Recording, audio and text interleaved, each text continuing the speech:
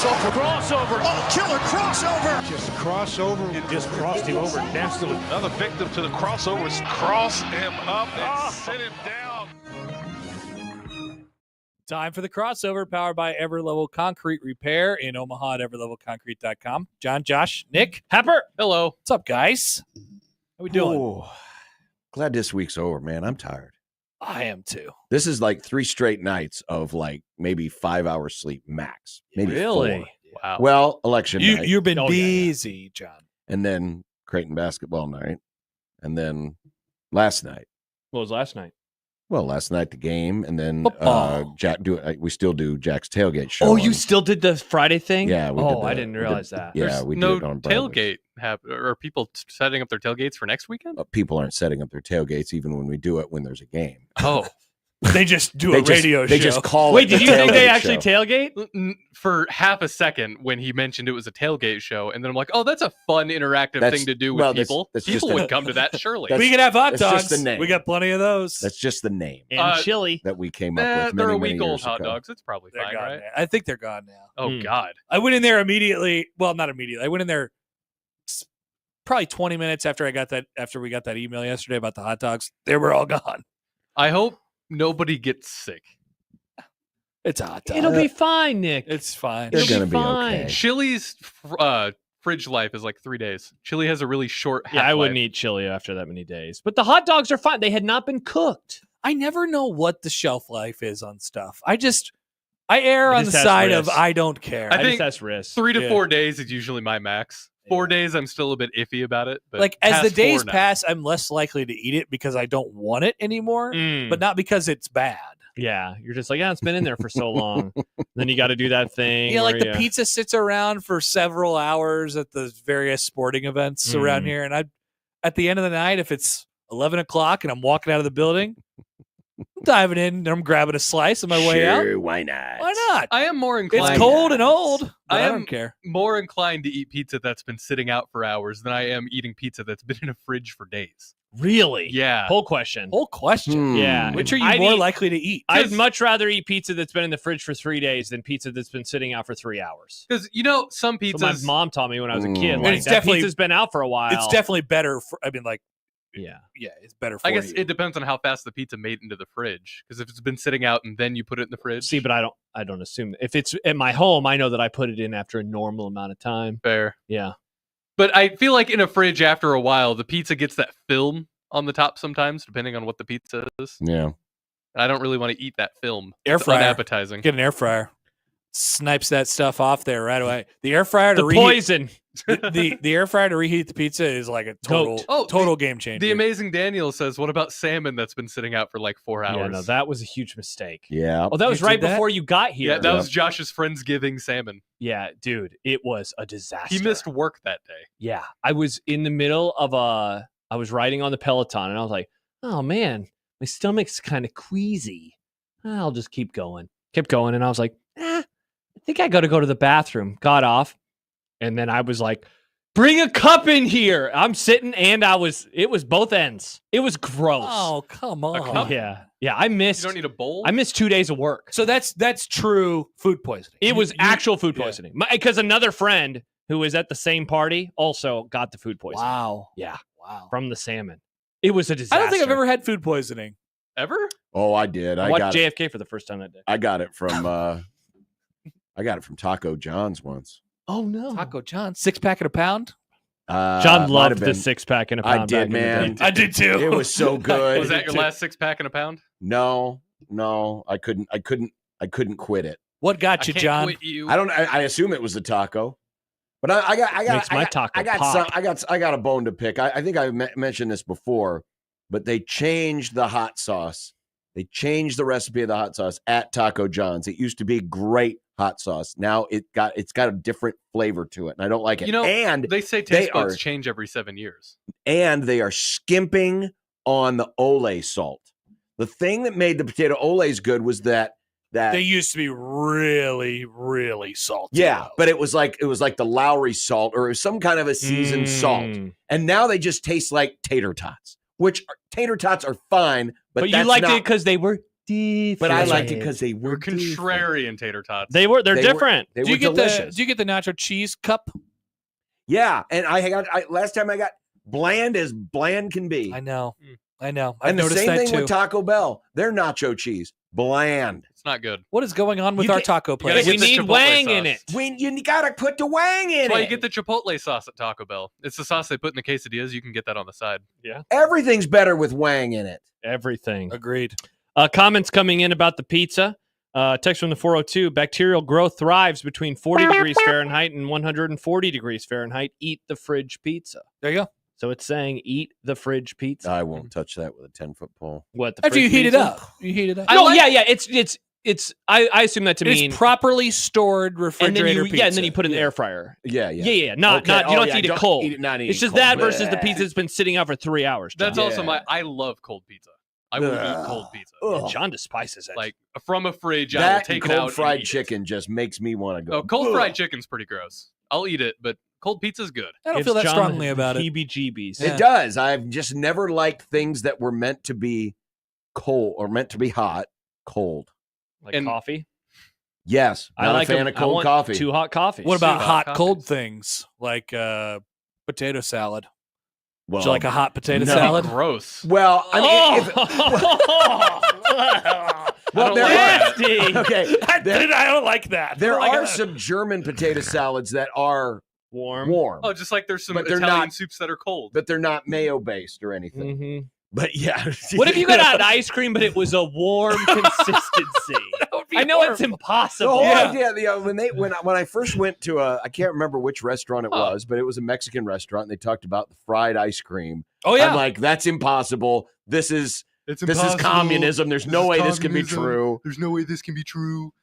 It was. I just I Deep state lie. could not do it. it, Could not do it. It's an But- odd thing. It is, but then I found out what it was, and it's just the crunchy, I was cinnamon sugar disappointed. shell around it, and I was like, "Oh, this is pretty good." We had a Mexican restaurant back home that would give you deep fried ice cream for your birthday. And I was excited, one day I told them, like, I wanna go to this place. I want the free fried ice cream. And my parents are like, okay, Nick. You don't want to go to Taco Bell? Are you sure, young Nick? We didn't have Taco Bell back home. Oh, okay. But we get there, then I got I want the fried ice cream, please. And they brought it out, and it's what it was. I was expecting, like, for some reason, like a fair food thing where it was ice cream inside of like a mochi. I was Yeah. expecting like a fried mochi of ice cream. Mochi. I don't know what a wasn't. mochi is. What's a mochi? Next town voted for the candidate that didn't allow the Taco Bell. What's a mochi? How's It's like it spelled? It's like mochi. It's like a Japanese ice cream kind of thing. It's got like Okay. a Never heard of it. dough on the outside, then ice cream on the inside. Never heard of it. Interesting. Oh, is this like a bobo or what are those Here's what it looks teas like. that people drink? The Oh yeah, the the boba. What, bulba. what are those called? Vulva. no, it's like they Yeah, serve I it to you know. like in a bowl. Yeah, well, yeah, and it's got the tapioca in it. Or the boba, right? boba. No, mochi and boba are two different things. I bet. Oh. I know. It reminded me of that. I don't like boba. I don't like chunks. If I'm drinking something, I don't like having chunks in my mouth when I'm drinking that thing. I agree. Except I don't if even it's know. ice. If it's ice, that's the one exception of Right. chunks I'll accept. Ice aren't chunks. Poll question. Are ice chunks? Ice Of are course they chunks. are. Are they? John's Ask the pellets. Titanic. Too soon, R.I.P. John. R.I.P. Too Did you soon. Google mochi? Did you see what that is? Yeah, I saw what a mochi is. I've Yeah. never had one. Can you though. imagine that argument happening there as they're on the deck of the Titanic? I don't know. Oh, we had an ice. That was a chunk of ice. No, ice doesn't come in chunks.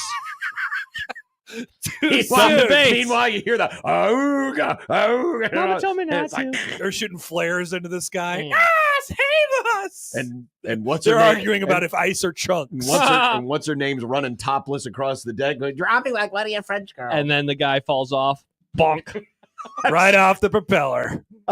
it was so bad. What a movie! It was so bad because It was the most popular movie what ever. a movie! People would go to the theater to see it like 4 or Oh, 5 no. times. It had 2 Ridiculous. VHS tapes. It had Oh, 2 exactly. VHS tapes. exactly. What a time to be So, alive. I still remember the awkwardness of when that scene you happened. laughed. And I It's just hilarious. I laughed. They shouldn't have. They did that on purpose. It's objectively James funny. Cameron. Yeah, what a objectively director. funny. So I Freaking looked up- hilarious. They speculate that the Titanic had about 40 seconds. It was about the iceberg was 1,500 feet away when they saw it, Mm-hmm. and they had about 40 seconds before To try to to turn. try to turn. Yeah. Do you think that's the worst 40 seconds in history? No, No, we I can do definitely not. think of worse ones, Nick. Yeah. You Nope, definitely I think do it's not. Me and the awesome. Zapruder film was about 40 seconds long. Actually, you could argue that it wasn't that bad of a 40 seconds because it gave us this great movie. Oh, That's thank you true. for your The service, clunk. Titanic. It also gave us a submersible. That It wouldn't gave have us a happened. submersible. So Right. you gave us so many things. James Cameron would never have been interested in water or boats. You know That guy what? Shout out to loves that water. iceberg. Do we count those who perished on the submersible as part of the Titanic? Great question. Oh. We might have to add them to the list. So wherever a the couple new Titanic entries. Museum is, they just have to add another, few lines. It's like a plaque. It's like Yeah. a Hall of Fame. I think when the submersible Wait a imploded, I found a graph somewhere where it says Titanic-related deaths, and it cut off at 1911, and then it shot up again. You do have to add that one. You do. Odson says, I had a date get pissed at me for laughing at that part. Everyone Not laughed. laugh. I always forget how old Josh I is. laughed. Yeah, He's much older than you and I are.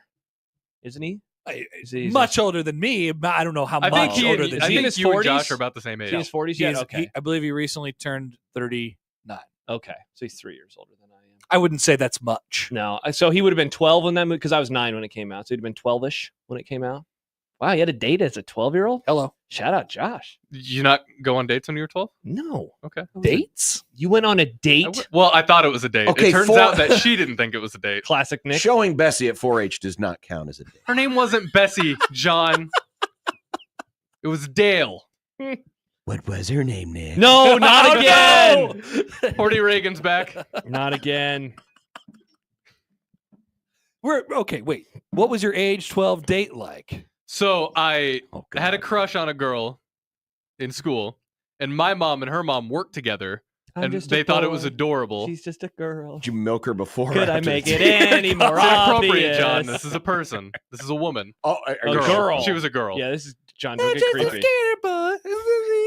So I asked her in school one day, would you like to go see a movie with me? And she said yes. I'm like, oh, cool. I have a date.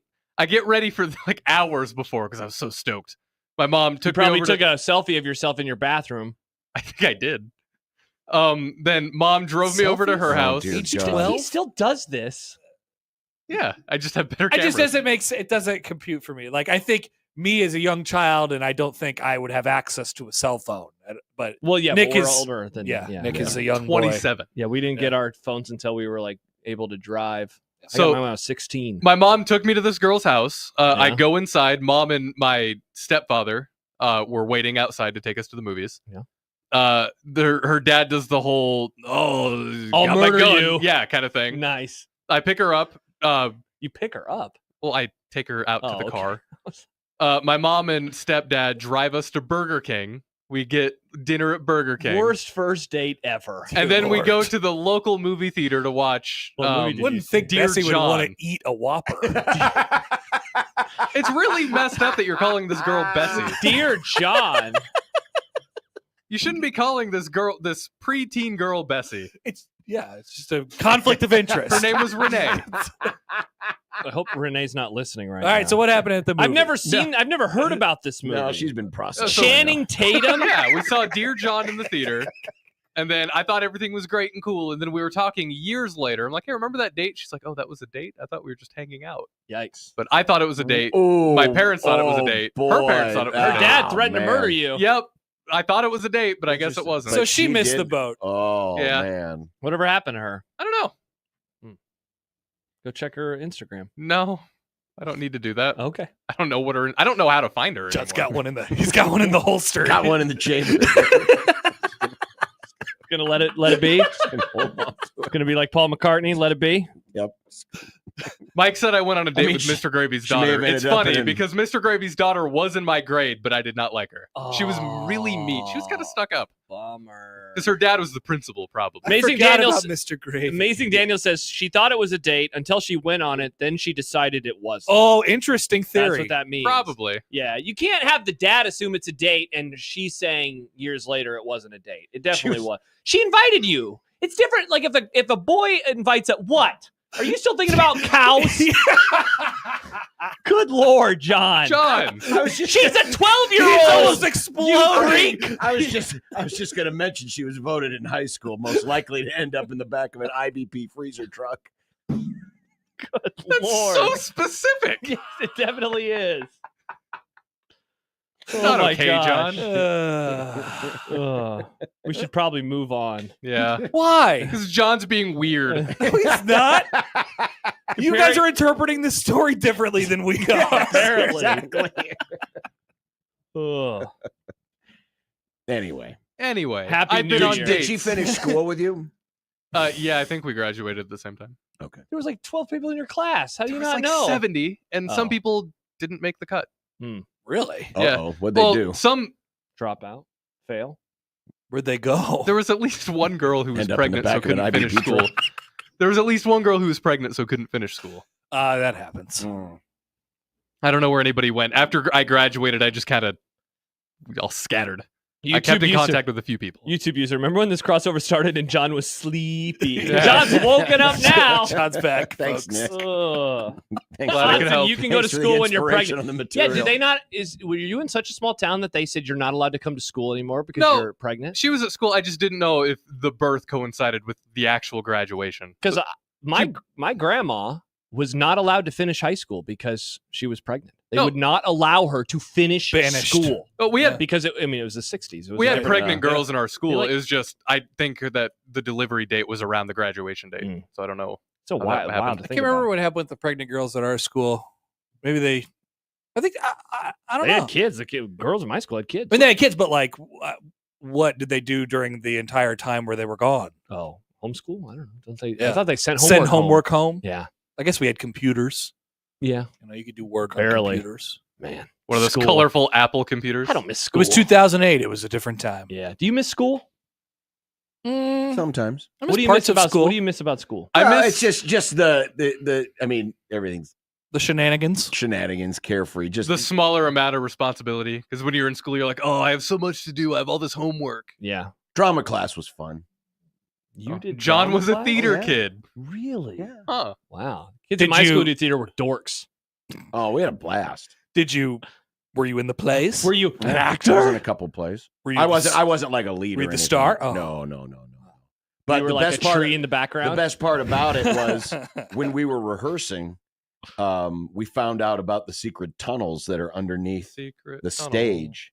Yes. Secret And so you go under the stage, and then you can it's basically like you're basically going underneath the entire auditorium, Mhm. and you end up, it's like being in Star Wars. When you're hiding. Awesome. In the, I remember in middle Secrets of school- schools are Yeah. awesome. When It's we great. learned, It so was when great. we were in middle school, we had one of those gym classes where it's like, hey, we're gonna swim today, and so we'd swim, but under the water there was a window that you could see into some basement area. Oh. I was like, what? There's more room under the seems a school. little Yeah. weird. It was. They had a window. Did you ever there? figure it out- was. did you ever- under the pool? Did you ever figure Yeah. out what that room It was? was just a storage room. Could you go on the other side of the yeah, window? it was a storage room. That seems bad. Yeah, probably Not- people got killed. Yeah. I don't know. It's just a. I'm less worried about the killing and more worried about the That's fact it. that there's a window. That's it. I mean, it's so like you a can see thick scantily win- clad people. No. that's what. Yeah. I thought the same thing. Yeah. Okay, yeah. If you're on the other side of that window, what are you looking I don't at? think it was like you were. I don't think you were just allowed to go chill down there. No, but the window's there. Yeah, I guess You the know? windows to the walls. Yeah. As the song went. I mean, I was Central. There was a billion weird quirks about that school. Yeah, school's old as heck because it wasn't a school. It was the It's like the capital capital. Courthouse, of yeah. Nebraska, right? At one Yeah. point in time. Yeah. Yeah. Wow. I went to a homecoming People there probably once. died in that building when it was a capital back in the olden days. Why do you think? Why that? would they die in the Capitol? I don't know. I didn't know where they executed people back then.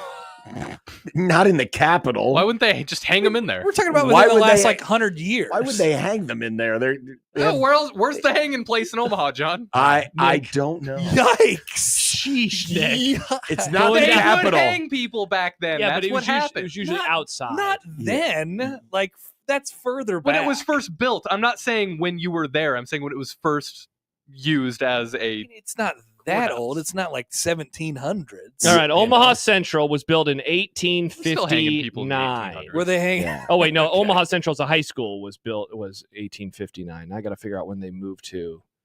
The They were still current hanging people well address. into the 1900s. Were they? Yes, The current but building was built between 1900 and 1912. There you go. It's the oldest active high school building Right in around the city. time the Titanic sunk. that is true. Man, I wonder how they took that. Full circle. How they took what? Like Well, they they heard the news about the Titanic. They probably argued over whether or not they hit a chunk or not. They were opinion. Boat fuel can't melt I have an icebergs. opinion. If you go back to the Omaha Bee back in the day, that was the letters to the editor. Is no, there's no way they could have hit a chunk. Ice doesn't come in chunks.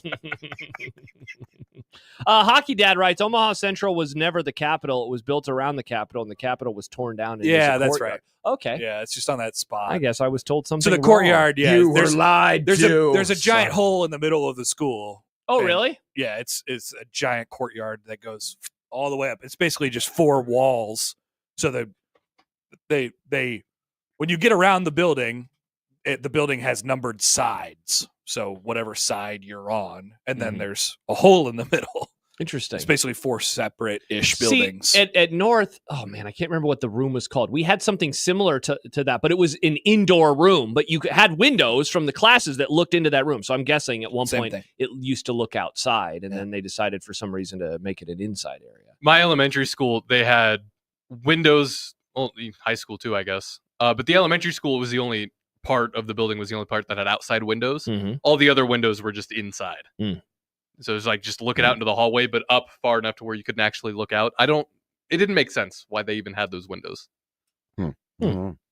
My grade school just got torn down. Really? Oh. In Fremont? Yeah, because they replaced it with a newer school. Where did you go?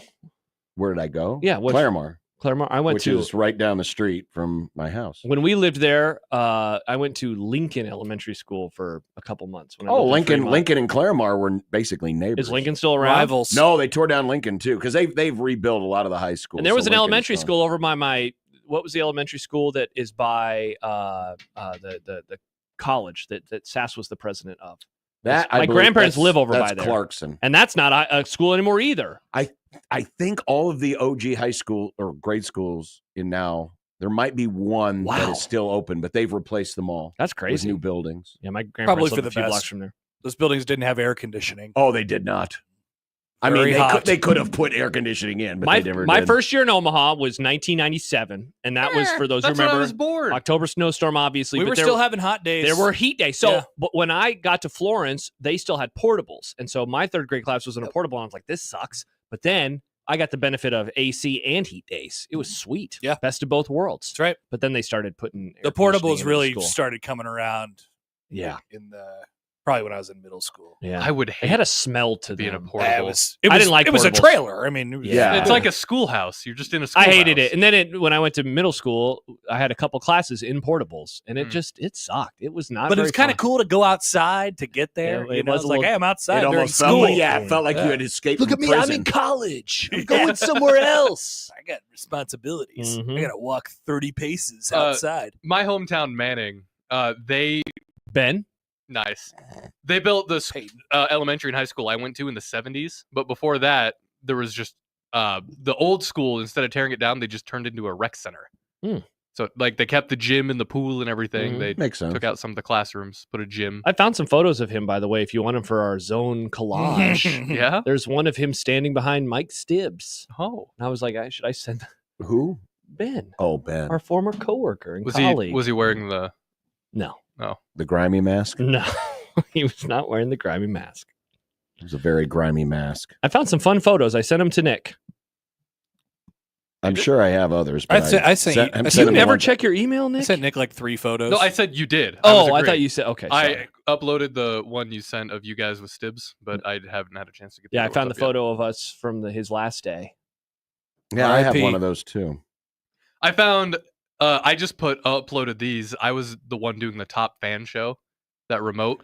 Top fan. So Top it's, goat. fan. you see tiny baby Jimmy Allen and Kendall next to Robbie Oh. when they're auditioning before the show. Top fan. Is Top that how fan. it went? We gave them the idea and they never made the open Yeah. with it. It would have been a great Sad. open. Sad. That's how we used to close every show. Stay tuned. Coming up next, it's top fan. Yep. Good times. pretty good. Oh, here it is. What a night that was. What a time. You should have found the other picture, the better picture, the family picture. Oh, I have. I have. That one belongs in the 25th anniversary library, even though it has nothing to do with the zone. Yeah, I guess that's true. Weird pictures of people in radio stations. Which you can see right now at 1620thezone.com/25 Pepper, years. come on over. Can I? here. What do we have? Put that one on the website. Can you? I'll show you later. Okay. Good times. Where do I go, Nick? 1620thezone.com/what? 25 years. How are the interviews landing for folks, Nick? Yeah, how are they doing? I got a really long email that I'm going to read when we have Kevin on later. That like a legitimately nice email. It's not snarky. It's A not nice mean. email to Kevin. Oh, well, that's no About good. Kevin. Yeah. Wow. Yeah. It seems like people are digging him though. I haven't heard any complaints. That's good. We got some photos. Okay. All right. Here we go. There. Yep. There's top fan. Top fan. So wait, that's on the 25 years page? Yeah, It it's is. right there. It's like the first one on there. Oh, and it's Ravi. Wow, they are tiny babies. Yeah, they look so much younger, but that was only like, what, 4 years ago?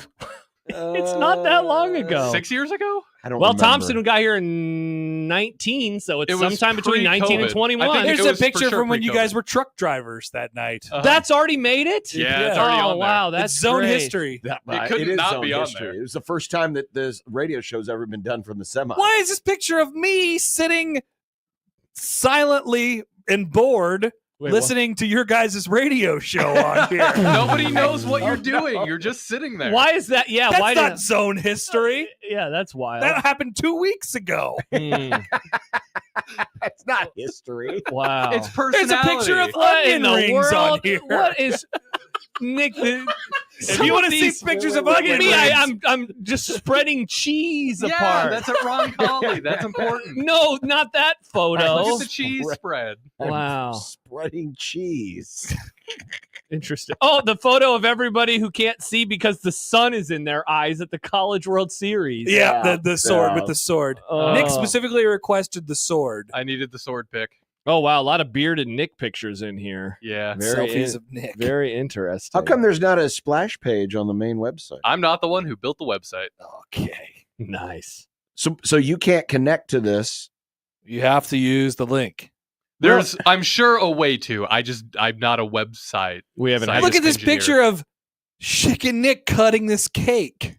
That's their 6-month cake. We didn't get a 6-month cake. Yeah, what the hell? You guys would have had like a We didn't get a- 26-month We cake. didn't get a 10-year cake. Yeah, what the hell? I want to celebrate John and I. Yeah, what the hell? This is the longest running continuous co-hosts ever on Ever. the station. Ever. Suck Kareem on that, Abdul-Jabbar. Kevin and Michael. We beat you. Yeah, but we never met Kareem Abdul-Jabbar. No, we didn't. We had Levante David on the show once, though. I don't think we have any photos with him. No. Ah. Wow, the photo of Stibbs with Shane behind him is That's Oh a yeah, great that's picture. my that was my picture. wow. I love that It's one of because my you can see the favorites. contempt in Stibbs' eyes. Wow.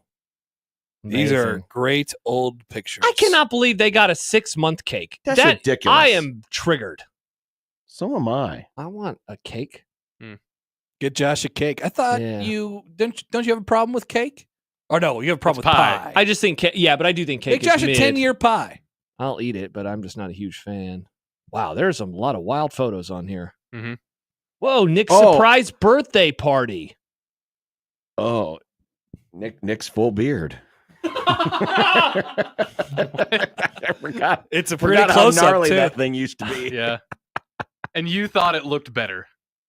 Yeah, I did. Hmm. I mean, I like Still the need to be mustache. that Man, every close. time I see That there's a thing. picture of Stacy in the at Rosenblatt. Every time I see that, I get so jealous of what the old booth looked like. It looks so much more fun than the new booth. well, What do It you did mean look by closer that? you to the could, window. yeah, you could see out There's the damn windows sides. everywhere, and the producer was higher up. It just seems like a cool booth. Now, It was a very nice booth. now the producer's on a weird, treacherous stage where if you spin the chair wrong, you're going to fall into a crack between the wall and the stage. It's true. Mm-hmm. I hate that thing. Also, there's sometimes a raccoon in the ceiling. There's sometimes a raccoon in the ceiling. YouTube user perusing the website now and looking for this content, and I'm getting snubbed. Don't peruse. You have to go direct to it. 1620thezone.com/25 years. You cannot peruse. Jimmy Allen has chimed in. That was 5 years ago. 5 years ago. 5 Thank you, Jimmy. years ago. 5 I knew it was years pre-COVID. ago. That was one of the last things I had to do before everything, you know. That's right, because I'm pretty sure they started the show after COVID. It was like COVID's here. Top Fan is also The here. last thing I did before COVID, and I wasn't in this building until the following September, was a remote at some gym. Then literally at that remote, they're like, "Hey, by the way, no more remotes, no more anything. Finish No up more what you're doing." anything. By the way, It's all over. going back to the The best part about the Shake and Nick oh, it's so cake funny. is the cake, but it's also Shane. Shane doesn't make it to the cake. Nick, I should send you that photo that I have. It's a very funny photo. Let's see if I can find it. Oh, maybe. Oh, there it is.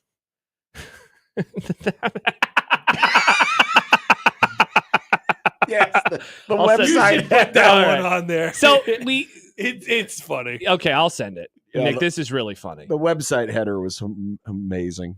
Yeah, this was a photo for the website. Explain this. Yeah, so for whatever reason, like I think Sasha just wanted to have some fun with it, but you could upload the photos and have them as all their real heights, and there was lines and stuff on the paper or on the website, and there's a picture, and Shane is much shorter than So Damon it was and Gary. Gary, It's very funny. Damon, and Shane. And Shane, very funny. Like Shane's top. Yeah, of his you head. only see his eyes.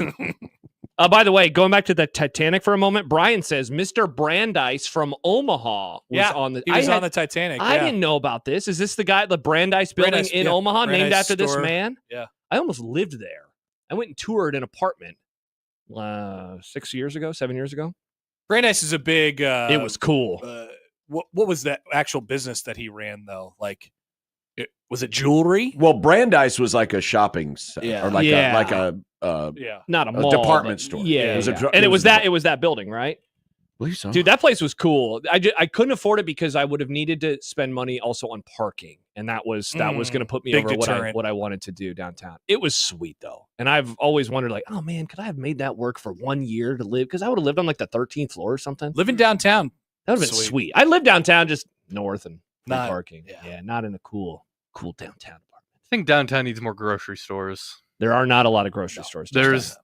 that one gas station, grocery store, bodega Cubbies. situation. Yeah, that would have been. I guess I dealt with it. I always just got groceries over here. Get Popeyes. By the way, Yeah. Josh Hodson has chimed in. Oh, Thanks for including me in no photos, interviews, or promotional Wow! material. yeah, we noticed that today too. I mean, Josh, we there literally is have a dearth pictures of from, Josh. We have pictures from 2 weeks ago, but nothing. yeah. of Nick has a Josh. close up of his beard, but no pictures of I Josh. offered- Josh, send pictures. I offered to interview Josh Hodson. Josh knows a lot. The story of why Josh Hodson works here Is it a good story? is very interesting. Interesting. Yes. Considering I have what he was photos. doing before he worked here. I have photos of Josh. I have one of him sleeping at the College World Series this summer. I don't know if he'd want that photo though. Yeah, I mean, there's already embarrassing pictures of everybody else. Yeah, I guess that's true. It doesn't matter. Mm. Pictures. Yeah, Wow. Josh is. Wow, no, I want Josh to be included. Yeah, he's been working really hard. I'm not the one not including Josh. Send Unreal. pictures. Unreal. Unbelievable. Crazy. Nah, Joel, let's be honest. It's pretty impressive that Schick and Nick lasted 6 days. 6 months is a pretty impressive accomplishment. Wow. Harsh. One of the bosses at 1620 definitely agreed with that. Yeah. For more on that, stay tuned to next week's interviews Yeah, you're with gonna Matt wanna hear Schick and Nick Bob. That's right. True. That's right. Indeed. Many more to come after Indeed that. it was. And Yep. many more. Maybe to come. maybe even more than you think. Maybe even one extra one. Or two. Two. Two. Josh Hodson. Oh. Yeah, Nick, why don't you interview Josh? That I would could- be that could that'd be be fun. really cute. Little producer chat. Yep, exactly. Then who's going to interview me? What about Jimmy? Oh, Yeah, Jimmy can interview you. we could do like a train situation. Whoa.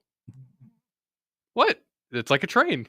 He interviews me. I Choo interview choo. Josh. At the very least, you need to include in the video section Josh puking on the show. Oh, that's legendary. Mm-hmm. Agreed. It's one of the greatest moments in the history. Take a of- screenshot, put it in the photo album. One of the greatest moments Josh in just history. bent over. Here's Josh's ass.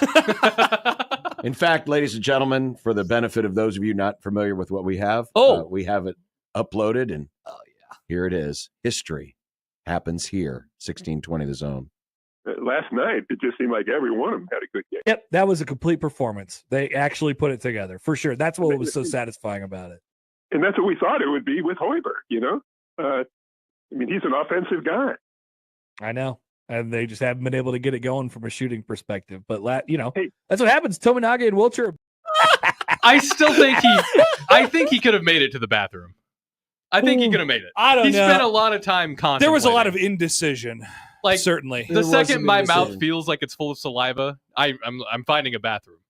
Yeah, that feeling when you're about to throw up. Oh, is a I Like, gross you know. feeling. Awful. I hate Awful. it. Your body knows. You're like, I got to protect this mouth, this teeth. All right, Is there any better caller that could be on during It's that time perfect. than Perfect. Random Mike? It's perfect. Everything fits. Nick? I'm sending you the odds Asking and some photo. He weird gave question permission. about Nebraska Thank you. ball. Basketball. Yep. It's perfect. Yeah, That's Josh was perfect. sleepy at the College World Series this summer. I got a great photo of him just passed out. Little siesta. Josh is really good at the dad naps. Oh yeah, he Yeah, is. you got to be, man. Uh-huh. When you got little ones, Mhm, man. Absolutely. Man, that was good. Okay. All right. Well, Happy New Year. Look at us, Back to back. getting ready for the holidays. Well, we need to promote the 25th anniversary for the best of cross. Yeah, hey, you're It'll listening be in the December. 26th anniversary. Go check out all that great content we uploaded. Yeah, last and month. now all the photos on there are definitely older than 6 days, There you go. That's true. That's true. including the nude one of Josh Odson that's going to be posted Oh. that he takes next week. That's right. That's right. going to be great. Put it on the calendar. Because Nick accidentally walks in on him. It's going to be a great story when it happens. When it happens. But then by the time you hear this, it will be legend. You can include the one of Josh, the random Josh cam in his office when we went live. That was funny. That was awesome. The Josh cam. My bad. What's going on in Nick's office? Let's go find out. He's just dancing. All right. Bye, Happer. There's Bye. your crossover. Grum is next. 16:20 the zone.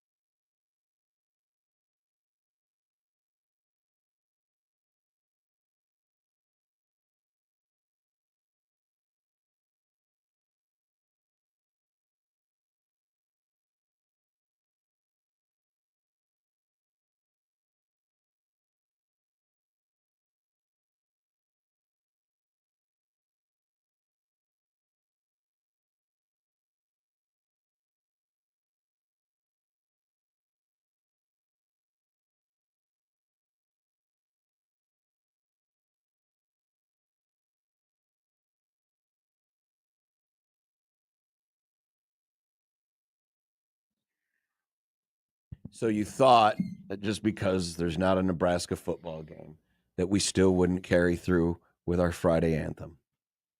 Well, you thought wrong, bitches! From Chicago, Bozo Circus is on the air.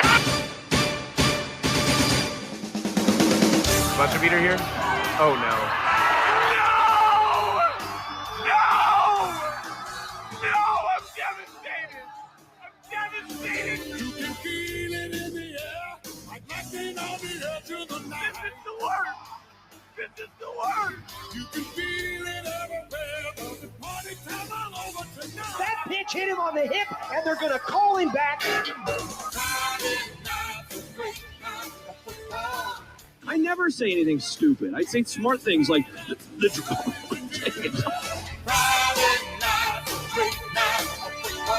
We had a winnable game. It's gonna be a hell of a fight.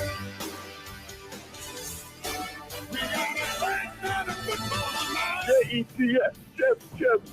That spells jet. Everybody needs full body contact once in a while. Holy chalupa! Steve Peterson, you're a douche. You got to grab the chance to run wild. Friday night's a great night.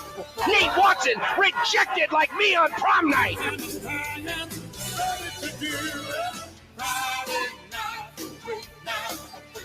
How about that one, man? It's gonna be a hell of a fight. We got a fight, not a football night. Oh my God, he traveled. He took 5 steps. Traveled with the basketball. In this prime time jungle, He took 5 steps. every pound is a rumble. He took 5 steps. Every seat's the 50-yard line. And you totally blew the call.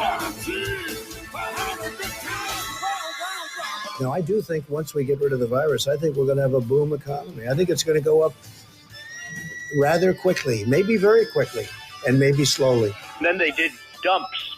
They call them dumps, big, massive dumps. These historic accomplishment shades the late, great Hannibal Lecter.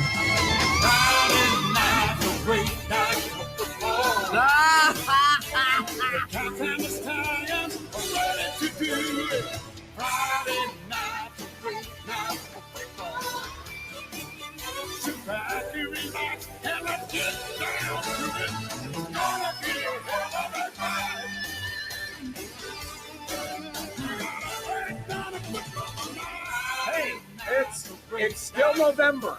There's meaningful football. Lots of meaningful football this weekend. Big games, Very big games. big matchups. And the Huskers aren't around to ruin it for you. They're not going to make you sad this weekend. Nope.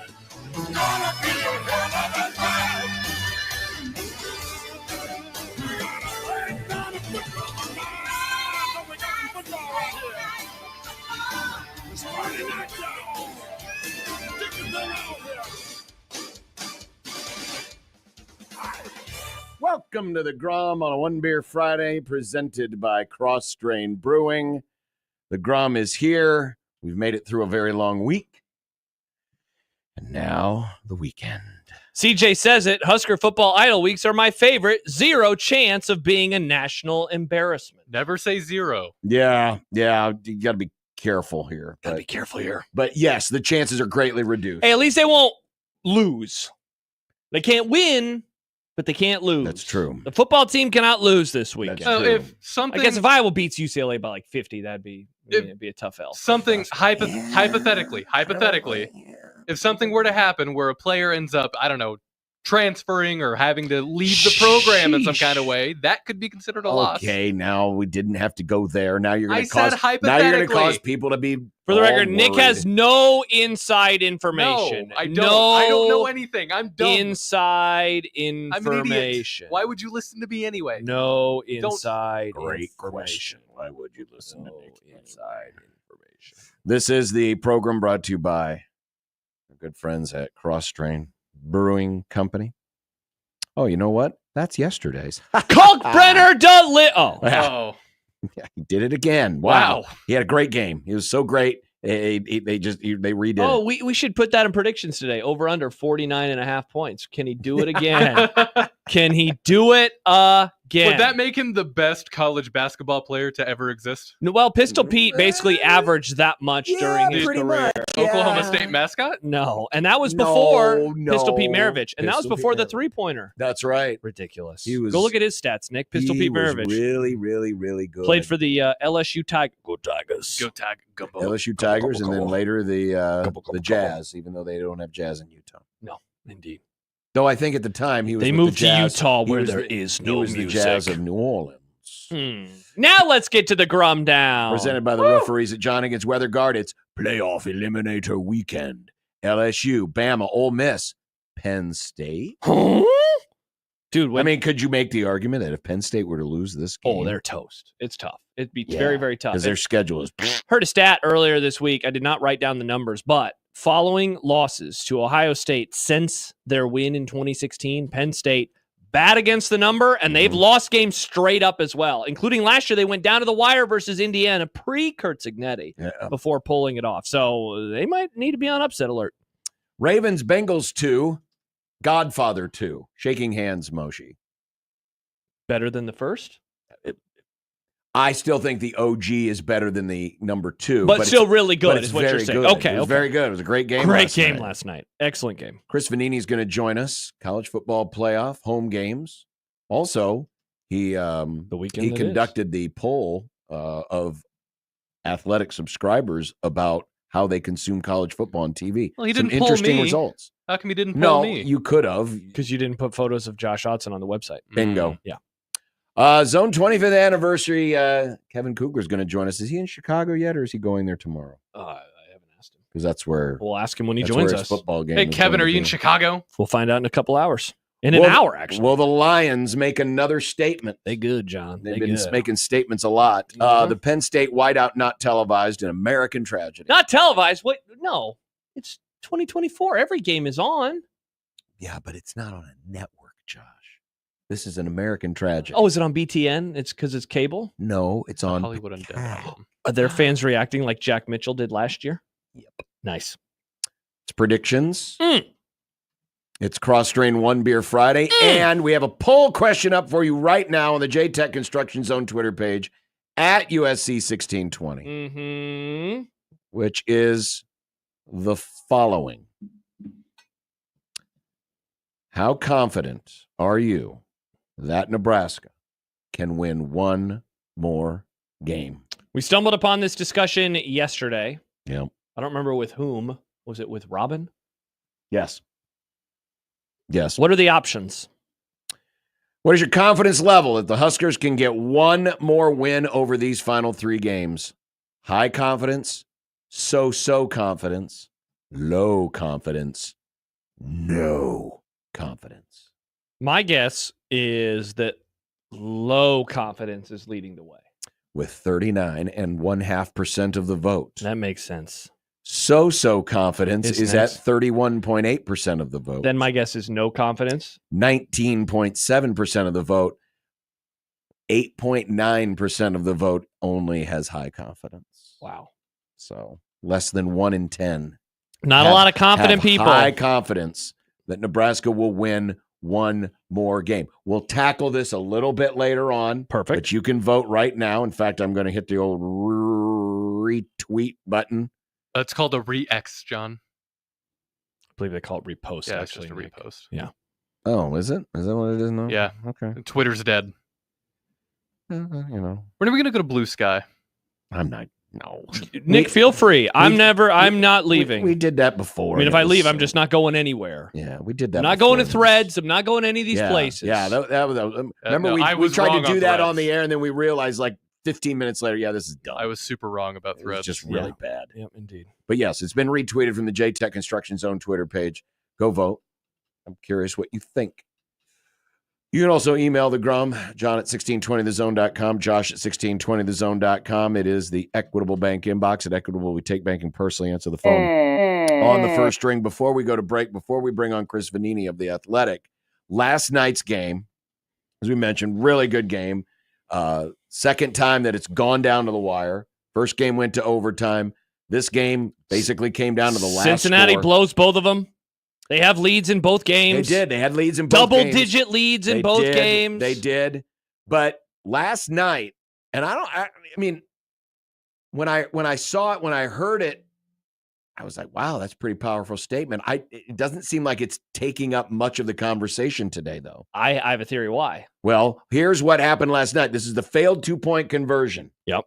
And on it, you'll, of course, hear Al Michaels, Kirk Herbstreit from Amazon Prime.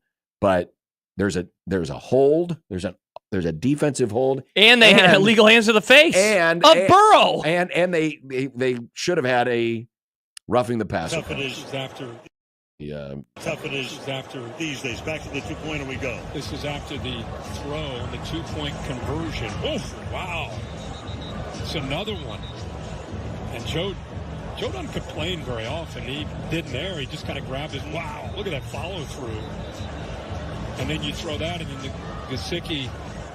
Jerry, what do you see here on both these? The hit, the follow through on his face mask, and then Gesicki. Yeah, it was clearly defensive holding before the pass was in flight. Yeah. That should have been called. And that does look like forcible contact to the head of the quarterback. That's a person. That's roughing the passer and should have been called. Too many games end this way. They just do. Yep. You miss calls, the whole thing. It's so frustrating to the fans. So frustrating.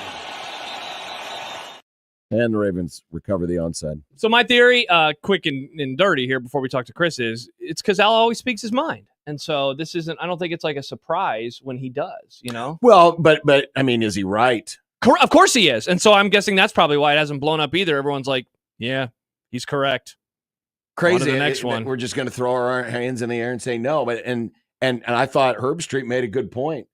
Burrow doesn't complain about these things a lot. I notice that every time I watch him play, and I noticed it a lot last night because there were multiple calls that the Bengals did not get, and he just didn't have a reaction. Zach Taylor doesn't either. No, he does not. And I'm guessing there are some fans who are like, complain more.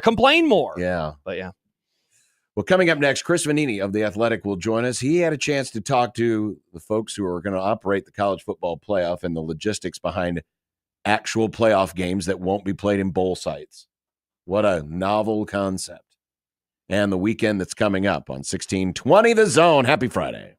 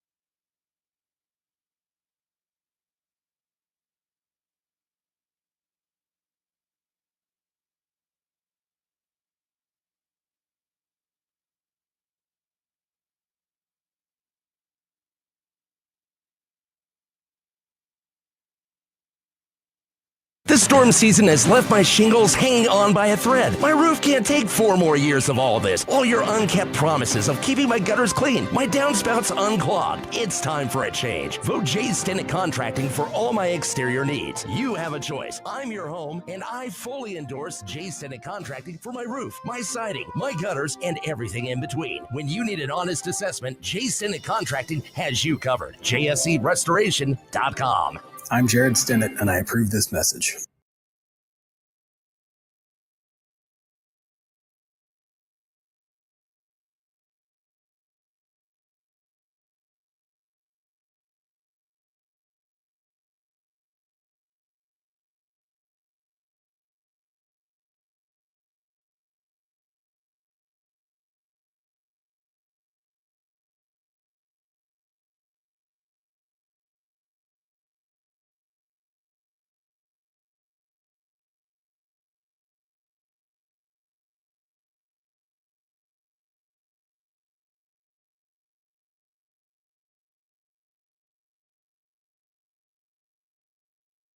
Live from the Host Coffee Studio, This is 1620 The Zone.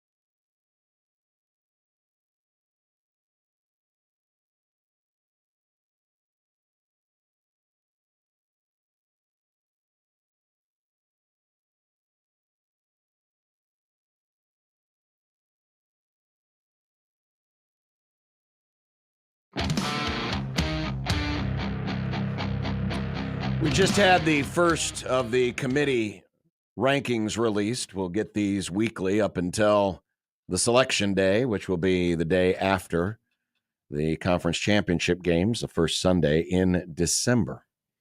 And one of the things that most people will be excited about is even though the top 4 teams get the advantageous first-round buys, the teams that are seeded 5 through 8 get to host a playoff game. Well, interesting article earlier this week in The Athletic, just talking about the mechanics of how all of this is going to operate. And the writer, Chris Vannini, joins us on the 42 Degrees The Source hotline from The Athletic. Chris, welcome. Thanks for coming on and sharing some of your Friday with us. Yeah, thanks for having me. Interesting stuff in here. The thing that I keep thinking back and going back to is, all these schools have put on a college football game before. Was there a part of you as you read this 87-page manual and listens to the talking heads and wonders, are we overthinking this a little bit? No, I think what I gathered reading it is I kind of gained an appreciation for just how much of an undertaking it is to put on a football game. Like, I think a lot of us maybe don't realize it, especially if it goes really well and everything is smooth and you don't have problems. You don't realize all the people it takes to run concessions and parking and lighting and TV stuff. And like it really is a lot of work and a lot of people you're going to need to have on call that you're not going to know until 2 weeks before the game if you're having a game. And while, yes, that happens in the NFL, and yes, that happens at the FCS level. One, the NFL is a professional organization. They're in big cities. It's usually a lot easier. If you're a small town and you got people coming from far out of town, it's a bit different. And compared to FCS, it's in many cases a much bigger crowd, 100,000 seat stadium. So I think I didn't quite appreciate how much effort it takes to put on a game. And so it may seem like overkill, but this is kind of basic stuff for the people who do this stuff. Chris, one of the things that I know I was concerned about with how this would look was the idea that, hey, if you want to play your home game, quote unquote home game at a neutral site, you're allowed to, is that would actually lead to there being more of a neutral site feel at home games. But reading your story, the only thing that I could find that really maybe seemed like, extending the olive branch to the opposing programs was that they're allowed to have like traditional run out music when they enter the game. That otherwise it seems like the tickets will be divvied up like they usually are. The atmosphere, it's going to be a home game. Like, is that the only thing that you were able to find in your reporting that maybe will feel a little bit different for a home football game in December versus ones that we're watching in November, October, and September? Yeah, basically, like you said, the home team can kind of get their pregame run out video, music like they would normally do, like you would get at a neutral side. And then also the visiting band can play halftime as well. Both bands will be given an equal amount of time at halftime for the band. But yeah, only 3,500 tickets for the visiting team. A certain number of those have to be in the lower bowl. Each conference kind of has their own requirements on that, so they kind of had to come up with a standardization. So there will be some adjustments for some teams hosting games, having to put some opposing fans in different spots than normal. But for the most part, yes, it's going to feel like a home game. The home team's going to get all their pageantry and traditions and all that kind of stuff. If Wisconsin was hosting a game, they could do jump around. So yes, they want to make it feel as much of a home game as possible, while also giving a little bit to the visiting fans. Chris Vannini of The Athletic joining us on the 42 Degrees The Source hotline. These games, of course, will be taking place in December when first semesters at most of the traditional schools who don't have the quarter system will be out for holiday break. Some students will be graduating in December. Are there legit concerns that the students who kind of add that different flair to every college athletic event, that they won't be there in their usual numbers because of the timing? Yeah, I think the biggest question and concern schools have about this is whether or not the students are going to show up. They just don't know yet. And it's going to depend on what schools it is, where the home stadium is located. That's going to play a role because some of these places have 20,000 seats for students. And if you're in a small town and most of your students are gone, how's that going to work? Also, students need to buy the tickets. Like their season pass for tickets will not qualify them to just come up and get in. They're going to have to buy them.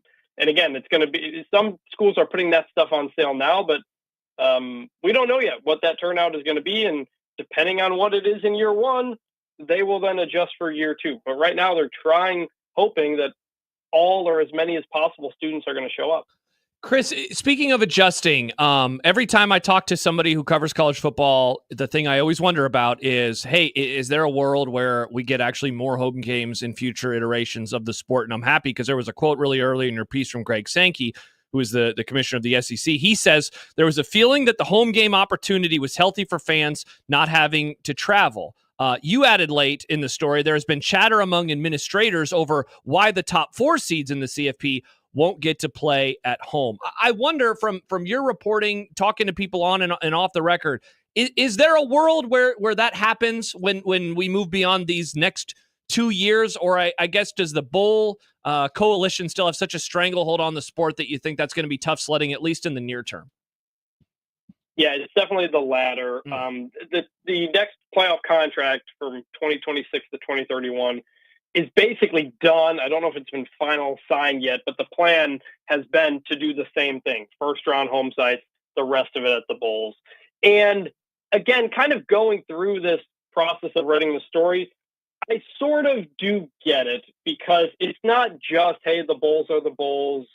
They spend money and therefore they're going to continue to have a stranglehold. They are really good at putting on games, and they've done it for a very long time. I was at a panel at SMU a couple months ago, and Nick Saban was talking, and he said the national championship game they did out in Santa Clara was a terrible experience because it wasn't run by people who are used to doing bowl games. And the bowl game people have done this for a very long time. And if you talk about the difficulty to get everybody on campus, concessions, workers, students, everything once, the next round is going to be right around New Year's. And that's going to be even more difficult to kind of get that done. So it's partly the logistics. It's partly, yes, the bowl people still have a lot of influence and control over this. And yes, it is going to cost a lot for fans to travel to all of these games. But it seemed pretty simple to everybody. Hey, we're adding these first round games. Just put them on campus. And then the rest of the bowls will slot in like they normally do, and we'll keep it as is. talking with Chris Vannini of The Athletic, kind of crossing over now into the other story that you wrote for this week, and that is the annual polling of your readership on the coverage of college football. Obviously, with the first committee rankings that came out, there was a lot of conversation about which teams got favored, which teams did not. One of the responses to the Athletic survey was 83% believe that the television networks are biased to the conferences they cover. Obviously, ESPN has the direct association with the SEC. Fox, the Big Ten. I'm curious, Chris, how closely will you be watching the coming debate between the Big Ten and the SEC in the playoff selection process in conjunction with how these networks are being perceived as being honks for their particular conference? Well, obviously, the way the Florida State thing played out last year, a lot of Florida State fans think ESPN was involved. I really don't think that was a thing. This is a question I've had in the survey for the last couple of years because obviously realignment was going on at the time, and the numbers have stayed the same. I think it's not great that the networks are viewed like this by fans. I don't necessarily think it's 100% true or as bad as some of them may think. I think the fact that College Game Day keeps going to Big Ten sites these last couple of weeks is a sign that they're not diminishing the Big Ten just because they don't have the Big Ten. But, fans are always going to look for something and think someone's out to get their team. And the fact that the TV deals were the driving force behind conference realignment is a bit of a scar I don't think anyone's going to be able to make go away. You're paying billions, millions of dollars to these conferences. That's going to impact the way fans see it. But as far as it relates to the playoff, I don't think that has any role. This is just a committee made up of athletic directors and former players and coaches and stuff like that. ESPN's not in the room. But ESPN is going to control the playoff now for up until the next 2031 or so. They've got it exclusively. So that's going to continue. Chris, did anything else in the survey kind of stand out to you as either surprising or noteworthy? I think the opinion of Pat McAfee has improved this year compared to last year. The people who like him went up. The people who don't like him went down. It's just about even now. And McAfee got really upset about it last year because the survey, our readers at The Athletic at least, were not fans of him. And he was really upset about that, talked about that on the show, talked about whether or not he was going to return to College Game Day. I think he's fitting in more. I think having Nick Saban there helps. People really love Nick Saban. I think the field goal kicking segment that McAfee does has been viewed as very positively. So I think McAfee's been a boost to the show. Their ratings are the highest they've ever been in the last 3 years. I don't think that's a coincidence that McAfee's a part of it.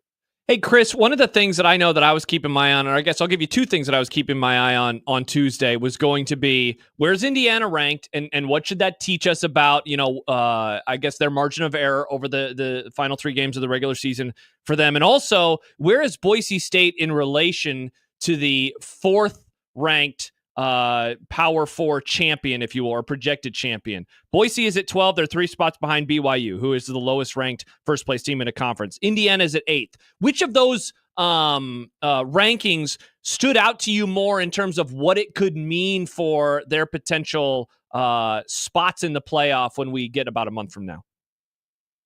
I think BYU being at 9 surprised me the most. I had BYU at 6. They've got 2 wins against top 20 teams, and they're undefeated. Like, the resume is really good.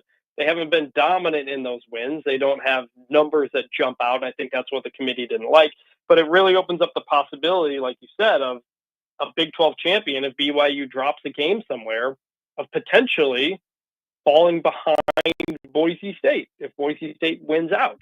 In which case, the Big 12 champion would not get a first-round bye. I think it's very much on the table now in a way I didn't quite expect. I think Boise is properly getting respected. I didn't expect that to happen. And Indiana, I think, is fine. I know people kind of blew up about Indiana, but it is true that their schedule is not good. And it's also true that they play Ohio State in a couple of weeks. So take care of business against Michigan. Don't embarrass yourself against Ohio State. And I think Indiana will be in a good spot. Chris Vannini joining us from The Athletic. 2 huge games in the SEC this week, certainly playoff implications on the line. Which one to you is the most interesting? Is it Alabama, LSU? Obviously, the loser is out. Or is it Georgia, Ole Miss, with the fact that, if Georgia loses, while most people don't consider them out, boy, it would sure look interesting if Georgia had a second loss on their resume.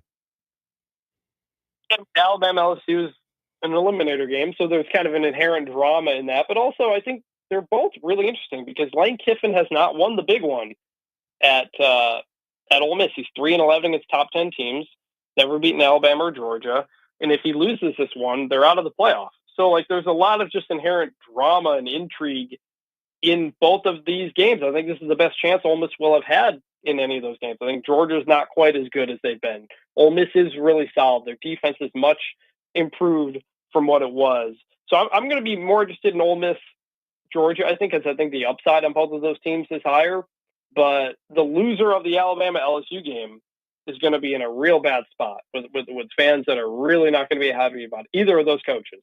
So, Chris, the recent opinion seems to be that this coaching carousel in the offseason is not going to be as wild as it's been in recent years. Your colleague at The Athletic, Ralph Rousseau, he wrote about it a little bit today as well. Have you been able to put a finger on why this one might be quiet, at least compared to some of the really loud ones that we've had over the last few seasons?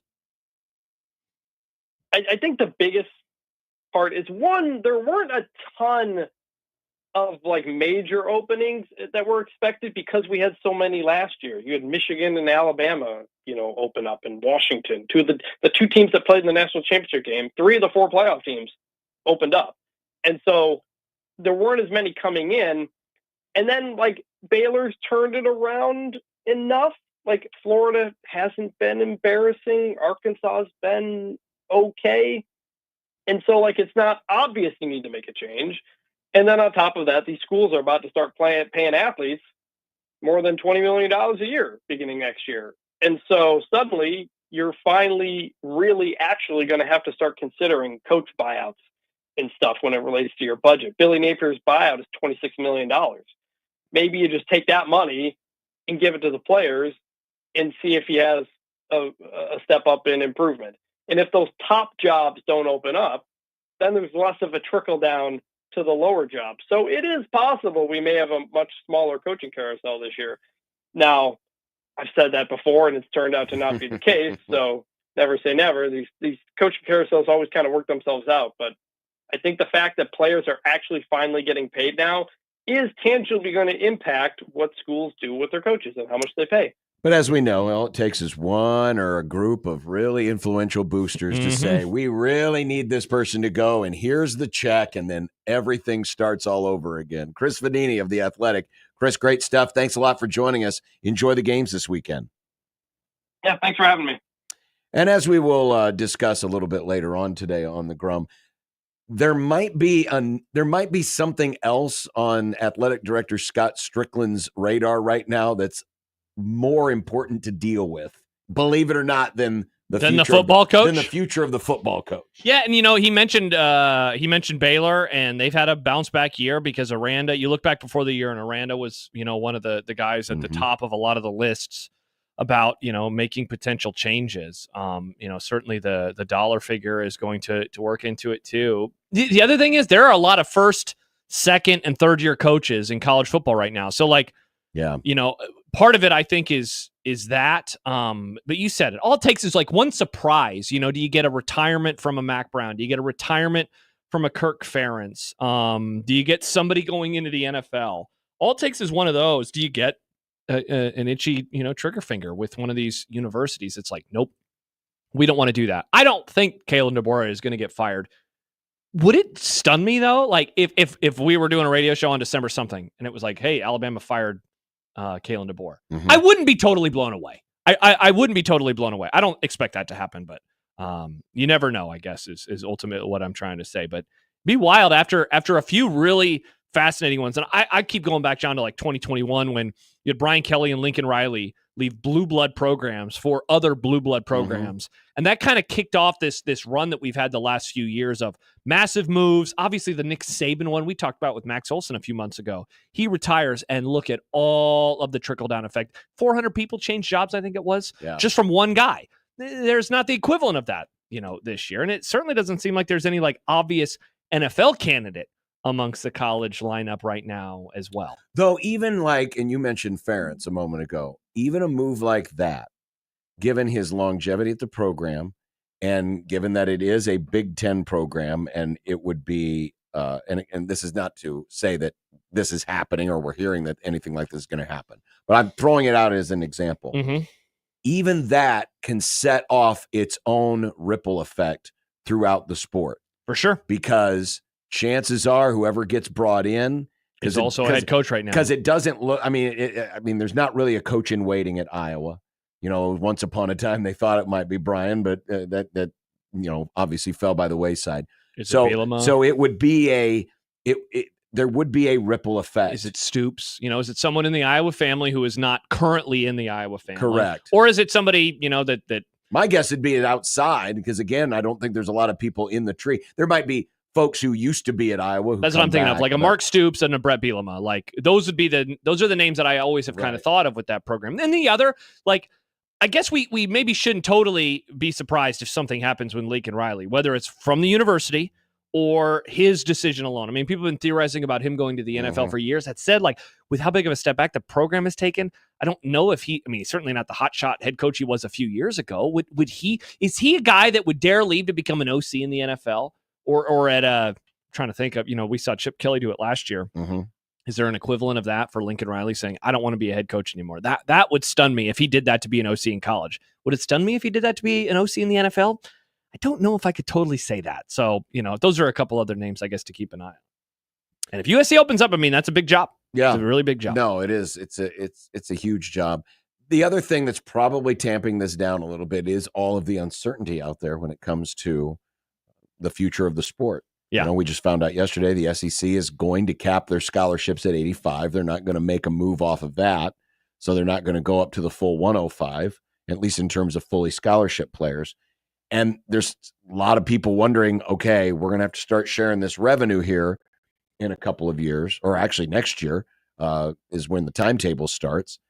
And, we've got to have money for that. We've got to be able to, handle that because we don't know what other schools are going to do. That's going to be, I'll be really, really interested to see how the revenue sharing component affects recruiting from school to school and conference to conference. Because the revenue sharing, no one is going to make six figures from revenue sharing, or at least high six figures from revenue sharing, because everyone's going to share in it equally. It's the NIL where you're going to get the big money for the quarterbacks, the 5 stars, the wide receivers, the defensive tackles, stuff like that. That's that. So I don't know if it's going to make an impact on where the high level talent goes, but you do wonder the programs, and Troy Dannon has spoken recently this week to Husker Online and talked about how, we're ready to go with the full $22 million. We're ready to go with the full amount. If other schools that Nebraska is competing with for athletes aren't able to do that, again, I don't think it's going to impact the top level recruits, but it could impact the mid and lower level recruits because they're going to get more of a share, right? Theoretically, than a school who doesn't go in all the way. So I'll be really interested to see how the revenue sharing part is handled from school to school and from conference to conference. And then if that has any impact or what kind of an impact it'll have. I think it'll have some kind of impact, but what kind of an impact it will have on recruiting. Yeah, for sure. Still to come. No movie club this week. Kent is out, but instead we found someone even older. Kevin Kugler will join us. Wow. And we will have more of Unsportsmanlike Conduct on 1620 The Zone. Nick Grimm for Circus Sports Iowa, your home for all things football. College, pro, even Canadian. Whatever flavor is yours of choice, Circus Sports Iowa has it waiting for you. Between the in-game lines that update every single break, the props, the futures, and the tight money line splits, there are so many games and so many ways for you to play along with. Plus, with Nebraska being on an idle week this week, you have even more time to play along with all these games all weekend long. Circus Sports Iowa is your football companion anywhere in the state of Iowa. Plus, when you do win a lot, they won't punish you by limiting your account like some of the other guys like to do. How messed up is it that there are places that do that to you, by the way? Circus Sports Iowa, they do not. The hospitality, it's also unrivaled. You get the same experience you'd get at the Vegas Sportsbook at your fingertips when it comes to their customer service.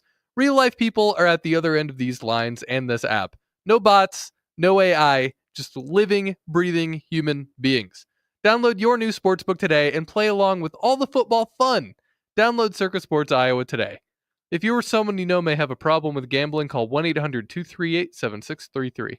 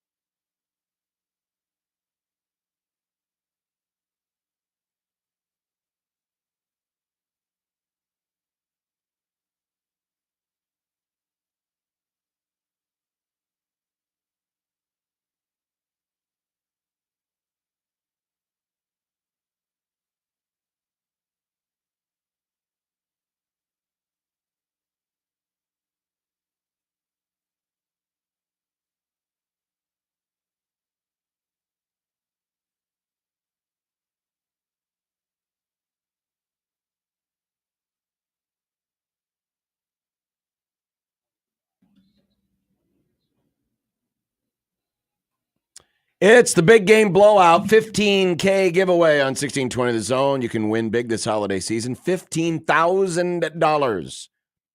Enter to win now at 1620thezone.com.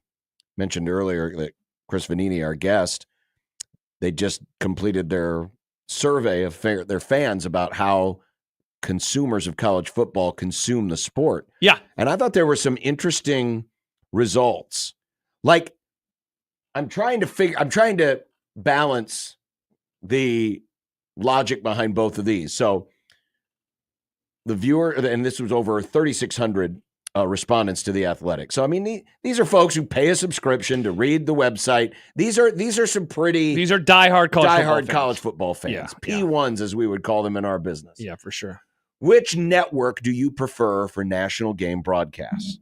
ESPN got 68% of the vote. Okay. CBS got 15% of the vote. Fox got 12%, and NBC 5%. But then they asked a question, do you like the SEC on ABC more or less than the SEC on CBS? And more respondents said they like it less than more. Mm-hmm. So while folks prefer ABC or ESPN's telecast of college football in general, there are still a lot of folks, and I'm guessing these are mainly SEC fans, yes, who miss the SEC on CBS. Yeah, my guess would, I mean, there are still, if I push my glasses up on the bridge of my nose. Where's your glasses, John? If John pushes his glasses up, I would say, well, actually, there are other conferences on ESPN and ABC. It's not just SEC. And so, you're like, I like their broadcast the most, but I also miss the SEC being on CBS. My guess is that is the type of reader that is responding in particular to that kind of question.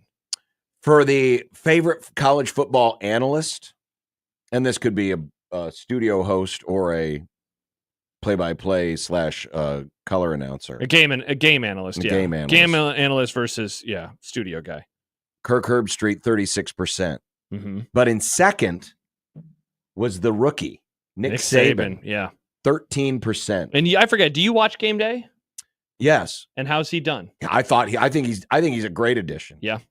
I think he's a great addition. There's just something. He's super informed. Well, there's something about does his homework. Just his presence. Yeah, for sure. Honestly, it is, because people of that ilk who have achieved at such a high level, you tend to listen more to them. Even if they're not great communicators sometimes.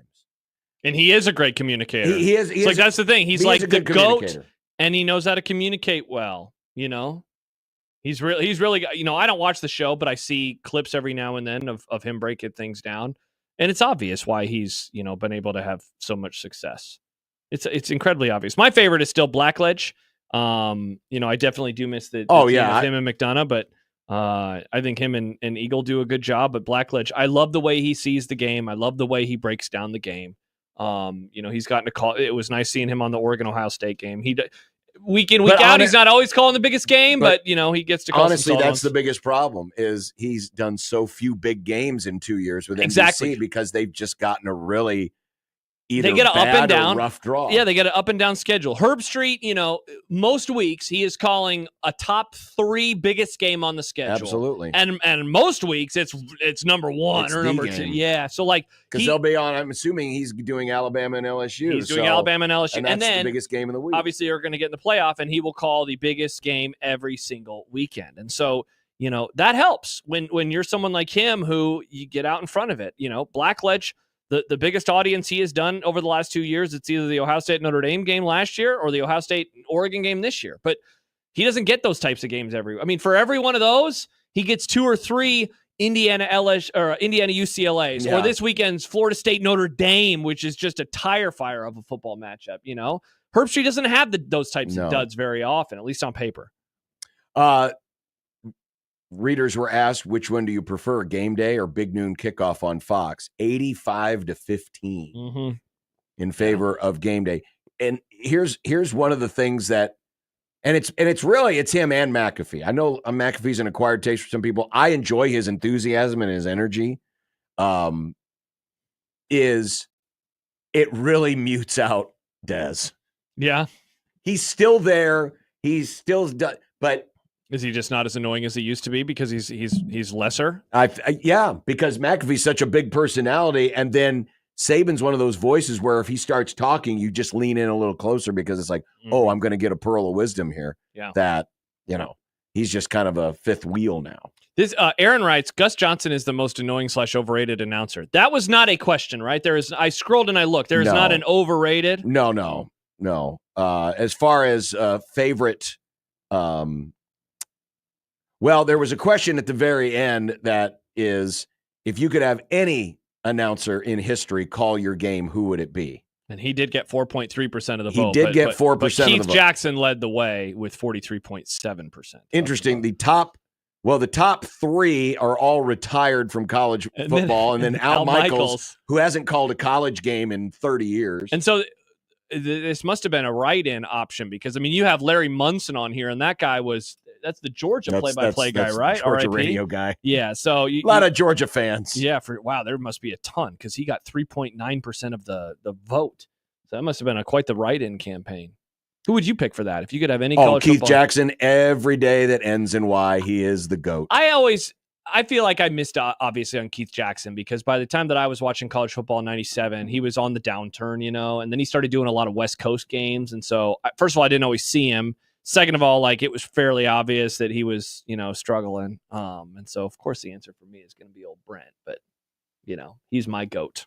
But I wish I could have seen Keith in his prime like you did because go watch a YouTube game. It's great. No, and I've done that, but I didn't get to watch it live. Yeah. But yeah, even I remember the first time I realized that he was the one who called the Michigan Hail Mary against Colorado. I couldn't believe that was or the reverse, Colorado Hail Mary against Michigan. I couldn't believe that because I was like, wow, that doesn't sound like the guy that I was hearing at the end of his career. His voice gets up a few more octaves than I ever heard it. And this one was just interesting to me only because we all kind of get in our little silos of how we consume things and just assume that's the way everyone consumes things. Mm-hmm. But the question was asked, what form of TV do you typically use to watch college football? Mm-hmm. And the number one answer was YouTube TV, 40%, with 38% cable or satellite. So those are by far and away. That's almost 80% of the top two. Then the next nearest is Hulu plus live TV at 9%, DirecTV Stream at 4%, Fubo at 3%, a straight antenna 2.5%, and Sling 1.8%. Mm. But that many people, I didn't realize YouTube TV had that many subscribers. Quite the market share. At least amongst, and again, these are among college football viewers. Yeah, but I would probably guess among sports fans, it probably leads the way, especially once they added Sunday Ticket, that a lot of people are like, well, I'm just going to add YouTube TV. High school folks won't like this, but how do you feel about the increase in Friday night college football? Oh, thumbs up. 46% like it, 33% don't like it, 21% no opinion. Mm. Yeah. So not it's definitely not going away, but a plurality like the increase in Friday night college football. But again, games being too long is one of the biggest complaints. 56% believe that the games are too long. Only 2%, the Jeds of the world, the Michael Severes of the world, voted football, too right? short. Too short. Too short. Oh, wow. That's interesting.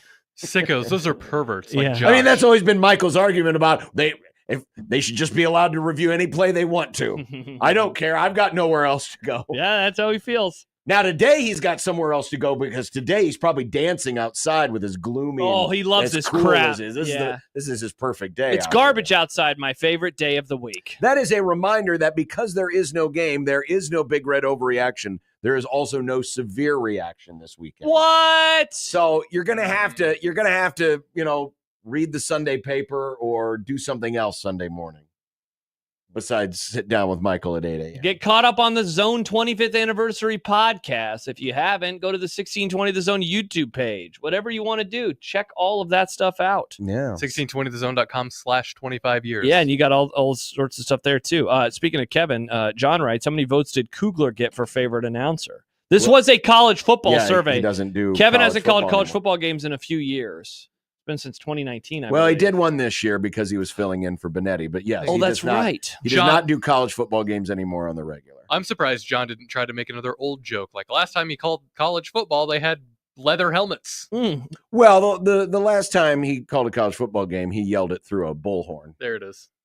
No, that's the Fraggle horn. In my bad. Minnesota or whatever they call it. I don't know. I apologize. Yes, Kevin's going to join us in a few because he is this week's feature. He's today's. Well, it's this week's feature in the 25th anniversary. I very much enjoyed it. Really fun conversation. Yep. You can check it out too. 1620thezone.com/25 years.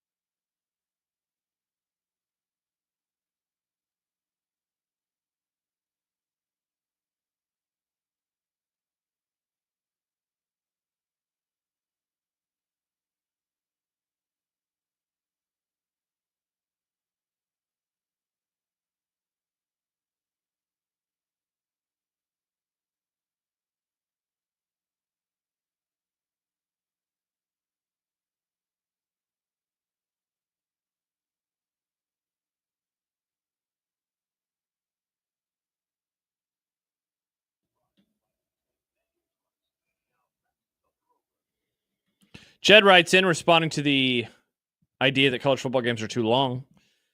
The stats say the games aren't too long. On average, they are only like 10 to 15 minutes longer than NFL games. And who complains about NFL game times? You'd be surprised. I think some of it too, it might be that they feel long. I mean, the actual raw numbers might not show, as Jed points out, but because of the numerous commercial breaks. I mean, how many times people, last week when we had Kent on, he said, oh, it's a BTN game too, which means it's going to be more commercial breaks. I mean, I think that's probably where it is. And sadly, that's not something that's going to change. No. The feeling of the games feeling longer isn't going to change because the commercial breaks are not going to get less. If anything, they'll probably get longer.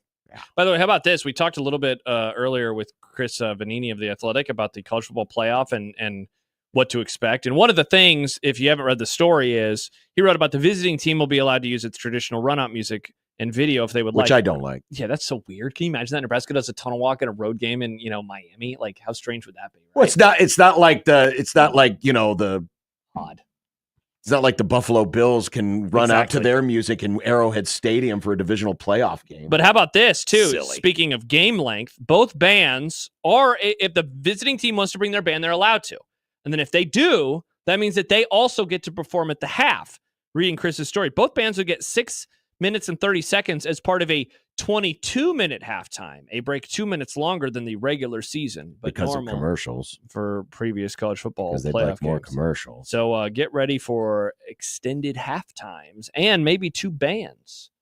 I wonder, though, how many teams, especially on short notice, are going to travel their bands for a first-round playoff game, knowing that if they win, they'll be traveling to a bowl site and then traveling maybe to another bowl site and then maybe traveling to another bowl site. Do they want to bring their band to 4 because there's a world where you bring your team to 4 consecutive locales, or do you say, if we win this, then we'll take them to the next one? Schools like Texas might do it because they try to travel their band everywhere. Texas A&M. Yeah. Maybe some of the big dogs, but maybe not as many of the little dogs, if you will. Yeah. G5 teams. The teeny weenies. This weekend in the National Football League, it's got a couple of really interesting matchups. Of course, you have the Commanders and the Steelers. Yeah. You have the Sunday night game, the Texans and the Detroit Lions. Minnesota may have caught a break this week, maybe. No Trevor Lawrence. Mm-hmm. Yeah. I don't know. It's such a tire fire of a franchise right now. But they do get Mac Jones. Nice. The Mac Jones experience. Wow.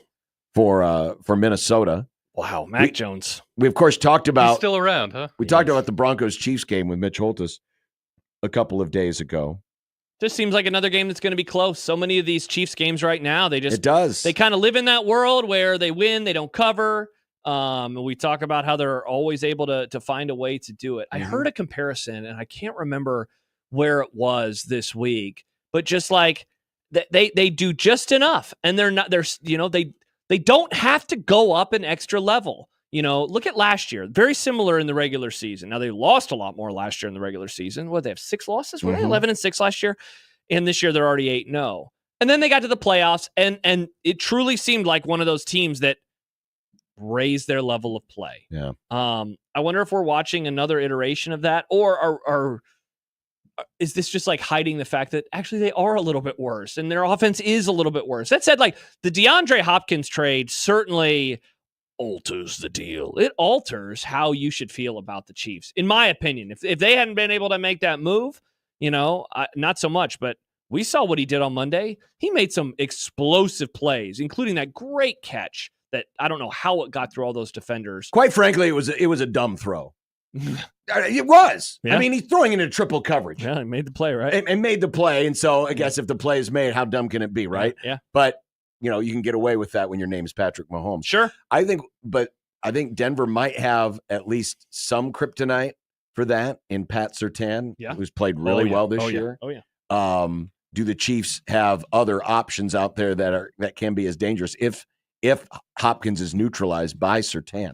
But you're right. I think this game's going to be close because that's the way all these Chiefs games are going. Yeah, and the Chiefs-Broncos the last couple of years too. And right? the Broncos defensively are a pretty salty team. I know last week aside. Last week they got blown out. The best offense in the league right Yes. now. I mean, I'm not going to complain too much about a team when you're getting gashed by Baltimore, because Baltimore gashes everybody. It's just that their defense isn't as good as it used to be. I think what you just said, though, the first game you mentioned, I mean, that's certainly that's the crown jewel of the weekend, right? Is it Commanders Steelers? Is that the best game? No, it's Sunday night. I think so. Well, because it's at Houston. But how you feel about Houston? Yeah, well, now personally, because I'm with you on Houston now. Personally, I believe the Commanders Steelers game's more interesting to me, but because it is 2 division leaders.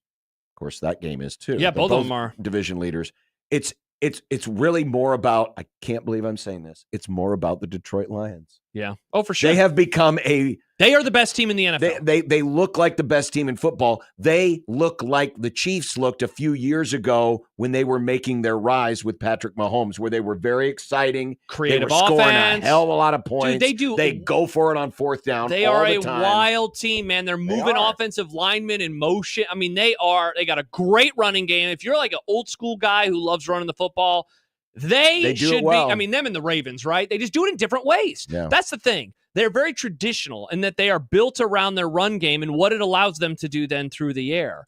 They are just non-traditional in how the run game looks. I mean, dude, that play, I know I'm kind of bouncing all over the place, but that play last night where it looked like Lamar, it was just going to be this Lamar sweep to the right, and then he throws the wide open touchdown. Mm-hmm. What do you do with that? How do you defend that play when it's Lamar Jackson? And then you have Derrick Henry, and he has like his worst game of the season, and he still is making plays late in the fourth quarter. Yeah. You know, those teams are just a true joy to watch right now. I'm more interested in Washington and Pittsburgh, mainly because there are a couple teams. I mean, certainly I wasn't buying into Washington coming in, and I wasn't with Pittsburgh. So it's like a prove it bowl, if you will, like, how good are you? Like, Washington is really exciting this year. And they have cool uniforms. No, they don't. I don't think that they're a Super Bowl contender, but is that unfair to say that? Like, a rookie quarterback, it's hard to buy into. We've never seen it happen, right? We've never seen a rookie quarterback win a Super Bowl. So it's really hard for me. I don't think we have. No. I don't even know how many have made a Super Bowl, let alone won a Super Bowl. Do you think C.J. Stroud could have pulled it off last season? Like, they didn't, but do you think there was any path? I mean, they got smoked by Baltimore, and if they would have beat them, they would have lost to the Chiefs. You know, so I don't think so. It's really, really, really, really, really difficult. Really difficult. So should be a fun game, though. I can't wait for that game. Are you looking at rookie quarterbacks? Ben Roethlisberger, they made the AFC Championship game. Yeah. They were 15-1. They had a really great year, and then they got killed by the Patriots. And so did Purdy a couple of years ago. Russell Wilson made it to the divisional round when he was a rookie for the Seahawks. As I run through other rookie quarterbacks in my head. No rookie's ever won a Super Bowl, but I'm looking at Has any made it? Has any made it? I don't. Yeah, I don't believe so. I mean, normally, if you're a rookie, you're ending up with a god-awful franchise, and then or like the Purdys, the Russell Wilsons of the world, but even that, or Ben Roethlisberger. Brady and Warner both won in their first years as starters, but they were not rookies. Brady was his second year. YouTube user says Dan Marino. That was his second year. That was his second year. Also his second Fins year. up. Yeah, so it does not happen. The line of the week in the NFL that is confounding the most to me, why are the Falcons only 3.5-point favorites at New Orleans? That's the most confounding line to you? Interesting. What is the most confounding line to you? Honestly, Dolphins-Rams is confusing. Well, one of the reasons why I believe is the Dolphins still have they match up good with the Rams secondary. Rams secondary is a weak part of their team, but that doesn't matter because once Jared Verse and company get back there and scramble Tua's brains, it's not going to matter. The line you mentioned is stinky. It doesn't make sense to me. It's like the Saints are terrible. What about last week, though? Remember that? Houston is dogs on the road at the Jets, and we're like, this is stupid. Jets won. This tells me, are the Saints about to get their third win of the season and their first since week 2? But why? Based on what? I don't know, man. Vegas. Because the Falcons are playing pretty well. They are. They're a good team. What do they know? Yeah, nice. Very strange. Very strange. Well, speaking of very strange, our next guest might be one of the strangest of all. Nice. He'll be on the call for the Super Bowl 20 rematch of the New England Patriots and the Chicago Bears. A lot less interest in this game than there was. Wow. In that Super Bowl? 38 years ago. Sheesh. It's before my time. Almost 39 years ago, because that was the 85 Bears. 39 years in January. So basically almost 39 years ago. Because it was January of 86. John, you're getting older by the day. Well, Kevin's old enough to remember that game. Nice. Because he was just starting his stint at the retirement community when that game happened. Kevin Kugler will join us next. Lovely. Yes, folks. No movie club today. It's all sports today. Look at us. Wink. Nice. 1620 The Zone.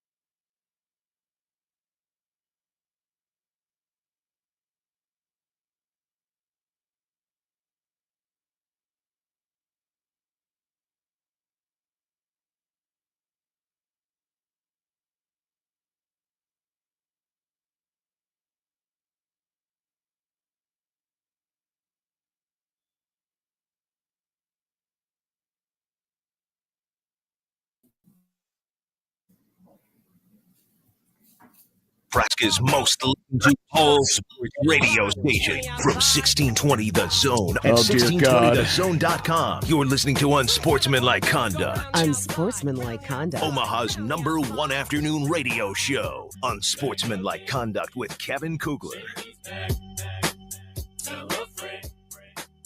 Well, our next guest, it's full circle week for him. Oh? He was there when Red Grange made his debut for the Chicago Bears, and now he'll be calling the call for the Chicago Bears of Caleb Williams this weekend on the NFL on Fox. You're already in Chicago? Oh, yeah. Yeah, I don't go anywhere without – I do the show from on site. That's what I was told I had to do. I had to do the show from on site. So I had to go to Chicago just so I could drop in on the program, and here I am. By the way, did you just get off a Navy ship? It looks like you're wearing an ensign's uniform. Oh, I've got it's a Nike thing. I mean, some of us. I can see that because of the collar. Yeah, the way the blue collar comes down, it looks like one of those. What do they? I don't even know what they call those on the naval uniforms. It looks like a Navy shirtless uniform. Friday. I could go shirtless. I mean, if you'd like to ramp up the female quotient of your audience, we could just get shirtless here. Well, we already know you're pantsless, so you might as well just be consistent. Hey, it's Pantsless Friday. It's been more than one beer Friday here. Hey, that's the way it is. That's the way Brought it to you goes. by Cross Strain, our good friends at Cross Strain, That's providing right. a one beer Friday today. That's right. Wow. Back when Kevin was hosting the show, it was brought to you by Blatz. Yeah. Yeah, I remember when you were hosting in KLIN, I believe it was just moonshine you were making in the back with Benjamin Franklin. Yeah. Sounds like a Lincoln thing that they would do. Did Ben Franklin make moonshine? Yes, I'm sure he did. He was one of our finest presidents, so I'm sure he made Kevin, have you had any great feedback on your Zone 25th anniversary interview yet? Oh my gosh, I've just been inundated with tweets today from people saying, Kevin, I can't believe you used to work at the radio station. And Kevin, I didn't know you were at the radio station. And how is it you hosted the show when you were 10? All of these things are amazing. And yet, no, I saw the tweets from you guys. I haven't seen anything else. I'm not sure anybody said anything about them. That's sad. I figured people would say, I missed the show and it was Kevin and Michael. To which I missed the show and it was Kevin and Michael as well. So. Oh, you were getting paid about the same, I think.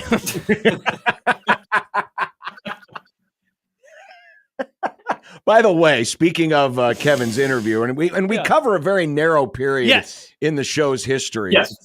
It's the beginning of the Steve Peterson era, because that's really where the show took off. Yeah. I don't know why I was thinking about this, but with the news of the week of Matt Rule going outside to bring in consultants. Yeah.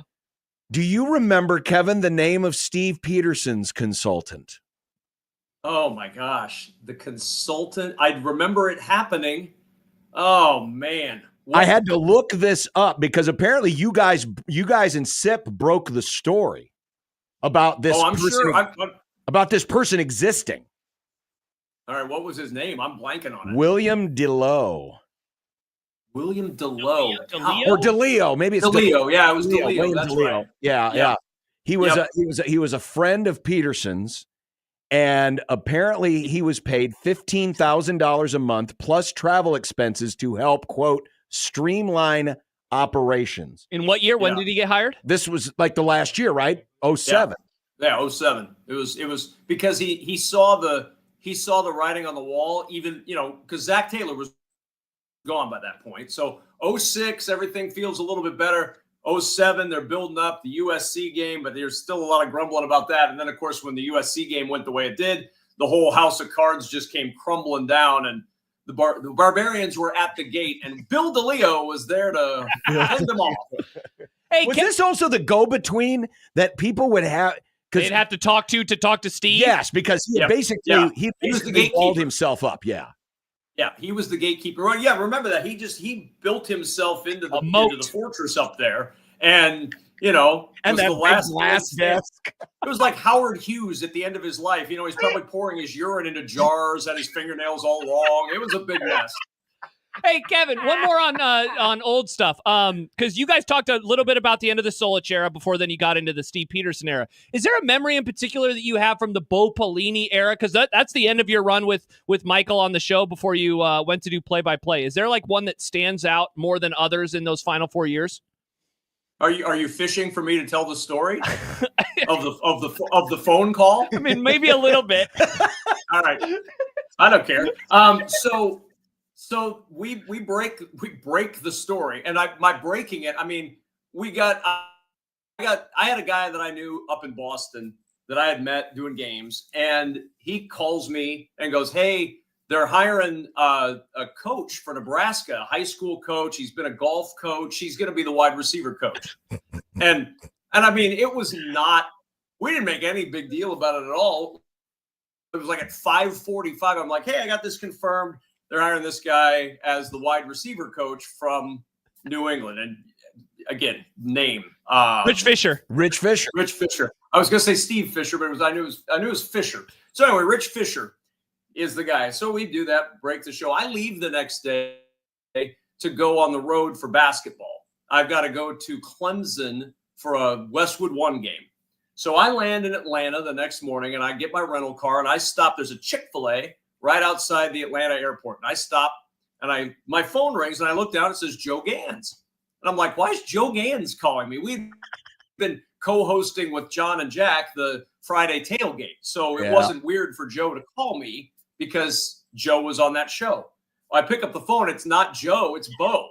So, a consonant off there. And so I pick up the phone, and he proceeds to just berate me in the Chick-fil-A parking lot in Atlanta, Georgia for the how you blowing the lid off this Rich Fisher story, which again was such a nothing story.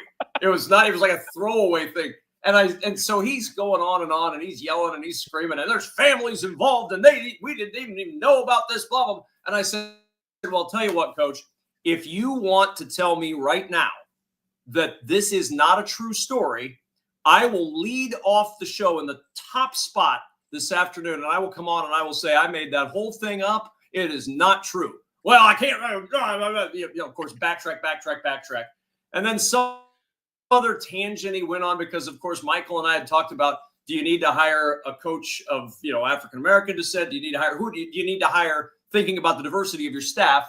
And he was upset. He's like, what do you think about racism? And I said, nobody's calling anybody a racist. It was a conversation. It was 15 to 20 minutes of this. And then he's just like, all right, goodbye. And he hangs up. And that was literally the only time I ever talked to Bo Pelini on the phone in a Chick-fil-A parking lot. Really, the only time I've talked to anybody in a Chick-fil-A parking lot in Atlanta, Georgia. But it was because we blew the lid off that big story of Rich Fisher becoming the wide receiver coach at the University of Nebraska. Oh my gosh! Thank you so much for telling that story. I know. I knew you wanted it. I know for a fact Kevin did not have that phone on speaker, because if he did, there's no way that the good Christians inside of Chick-fil-A would have allowed that language to be broadcast in their parking lot. Not in God's country down there in Georgia. No, definitely not. Oh. Well, if you want to catch more of our conversation, and this is more on the Peterson era, check it out at 1620thezone.com/25 years. Nice. Speaking of, I brought it up. I brought up Matt Rule. Have any of your interactions ever come across Dana Holgorsen? You know what? No, I have never run across him. When I was doing college football, we didn't ever do anything West Virginia related, and I would have not run across. No, I've never met Dana. He's obviously got a stellar reputation as an offensive mind. I'm fascinated to see how much of an impact he's going to have. I don't think it's a coincidence that he showed up at the start of the bye week. And I think it's going to be very interesting to see just how much impact he has, if it's even noticeable in the final 3 games of this season. That game next week is so interesting to me. Changing quarterbacks at USC, all the turmoil at Nebraska, everybody now assuming that they're going to go 5-7 and miss a bowl for a second straight season. And then is a bowl in Detroit enough to get everybody excited about this season? There's just a lot going on right now. And Dana Holgorsen's fascinating. I heard you guys talking about it earlier in the week. He clearly seems to be, he's going to be the offensive coordinator in 2025. I don't know why you'd bring him in otherwise, but I'm anxious to see if there's any noticeable change with his implementation over the next 2 weeks. Yeah, what kind of impact do you think he could even have in 3 games? I mean, you mentioned at least it's with an off week right now, but like, what kind of impact could he actually have? I mean, you're not going to do much. You'd have to change all the blocking schemes up front. You're not going to be able to do that. You're not going to be able to change the entire offense with a bye week. It's just not. It's not feasible, especially with practice limitations. There's no way you're going to do that. I got to believe he's in there to make suggestions, watch tape, say, hey, maybe if you down block in this scenario, this is going to give you a better opportunity to do this. Maybe if Dylan works on his footwork in this area, it helps. I really do think more of this is a proactive step, because every year you got to re-recruit everybody. I think this is a proactive step to say, hey, look, we're ready to make changes. We're willing to make changes. All you recruits plus the players on this team that we want back, stick with us. Look what we're doing. We're really going all in. We're making big changes. We're not standing pat. To me, that was this move. This move is a signal that change is coming. Just be patient. We're going to get it there. Moving to the game you're going to be covering this week. Not that it's a big game, because obviously the Patriots are where they are and the Bears have been on a downslide. But I'm curious if you've gotten a sense of what the mood is in Chicago. 2 weeks ago, the Hail Mary. Last week, they lay a complete egg against Arizona. I have to imagine the heat is being turned up on Eberflus, because here you've got yet another number 1 draft pick that looked like he had some promise, and now things aren't going as they had hoped. It's not the Jaden Daniels arc for Caleb Williams. Jaden started here and then just continued to trend upward for most of the season. Caleb was here and then he went up for 3 games, and now he's kind of in a downturn again. I really do think they've got a litany of concerns. I don't think Caleb Williams is one of them. They're all, to a man that we talked to this week, very confident about their young quarterback. But you have an offensive line that is, again, this week going to be without each of their tackles. So your both tackles are down this week. I really think the key to this game with 2 rookie quarterbacks is going to be who runs the ball better. I really think it's going to be a running game. I think we're going to see, can Ramondre Stevenson, can Antonio Gibson, can DeAndre Swift, can these guys establish a run? It's not been easy to do. But, yeah, I mean, it's an uncomfortable spot. The Chicago media, they're not happy with what's happening right now. This is a difficult place to struggle in the city of Chicago, especially when you came into the year with high hopes. And you came into the year, frankly, with the rest of your sports in the city kind of sucking over the summer, or really sucking if you're on the south side. And you needed the Bears to be good. Yeah. And the Bears right now are average, 4-4. And I mean, look at their next 3 weeks after this Patriots game: Green Bay, Minnesota, at Detroit on a short week. I mean,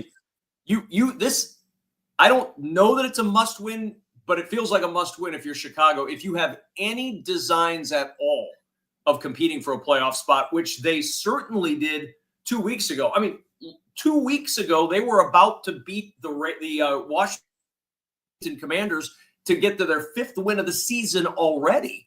And all of a sudden now they're 4-4 and looking ahead at a November that features 3 straight divisional opponents in a bruising division. And oh, by the way, that Minnesota game in between, the Vikings are going to be pretty desperate by that point as well. That might be an elimination game when it gets to that point. Hey, Kevin, speaking of the Lions, you saw them back in week 2 in their only loss this year. You also saw them 2 weeks ago. He cursed them. In the game where they scored 52 points on the Titans. What was it that Tampa did that day that other teams have been unable to replicate this year, do you think? I think it was just one of those off games for the Lions. They didn't perform very well. They were very uneven in almost every aspect of the game. And look, that was a healthy Tampa Bay team. Baker Mayfield's having a tremendous season. He looks fantastic, but he had both of his wide receivers. He had full health on that team, and they played really well that day, and the Lions did not. The Lions are the best team I've seen in person this year. I've not had the Chiefs, but the Lions are the best team, and I don't think it's close to what I've seen in person this year. They are a complete squad. They have everything you need. They have a guy playing at an MVP level at the quarterback position. They have a defense that without, Aiden Hutchinson is going to be a little bit pressed for pressure. Maybe just Zadarius Smith helps that. I think that's obviously what they're hoping for.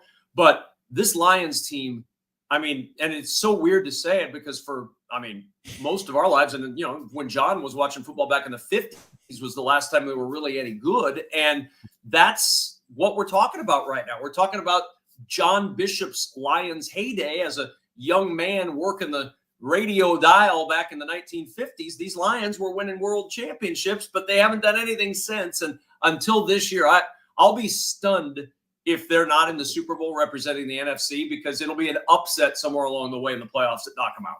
Is it true that you were the one that bought Bobby Lane his first off sale? No, that is not. That's a false rumor. You tried to push that back in the days of John's hourly news updates, but that is not the case. It was called World News Jamboree, is what it was called, Kevin. If you must know. Yes, and that's why it failed miserably. You were stuck playing the hits and having fun in Grand Rapids after you failed out in Detroit. Who is the second best team in the NFC? I'm trying to think of who I've seen that I would say is the second best team. I'm anxious to see if San Francisco gets healthy. I still think they have a lot of talent, but I don't know that they can get healthy enough to make that a push right now. It is not the Dallas Cowboys. I know that'll come as a big shock to Josh, who's really been promoting those Cowboys heavily over the course of the year. I'm running through the NFC in my mind. It very well, had Tampa stayed healthy, I might have said it was Tampa Bay. But I don't think you can say that without their wide receiver core. I just don't think you can duplicate what those guys do on an average basis. I will probably go with the Green Bay Packers, but I hedge that a little bit because they're kind of uneven. There's a big gap between one and everybody else, I think, in the NFC. Yeah, Kevin, along those lines, John and I were talking yesterday about the top of the league, how there are, a handful of teams up there. The bottom of the league, there are more than a handful of teams. And then you have this middle, which doesn't seem to be as big. So it seems to be a top and heavy league this year. A, do you agree? And B, if so, why do you think that's the case? I think it's almost a bottom heavy league this year. I think you have more teams that are really struggling to find an identity. And I think it's different reasons. Like the Patriots we have this week are 2-7. They're struggling because they're rebuilding. I mean, it's a teardown project. And you're starting over with Drake May, who took over in the middle of the season for Jacoby Brissett. So that's one reason. The Panthers are a mess. I mean, and they thought they had their quarterback. They don't. And so now they're trying to figure out where they go, and they're going to have to retool this whole thing again. So the worst teams are bad for different reasons. In the middle, I think you're just looking at this. I mean, this is a league built for parity, and you now have the ultimate levels of parity. I mean, look at that middle of the league. Look at the NFC West, for example. The NFC West is a division that I could make an argument that any of those four teams could win or lose that division.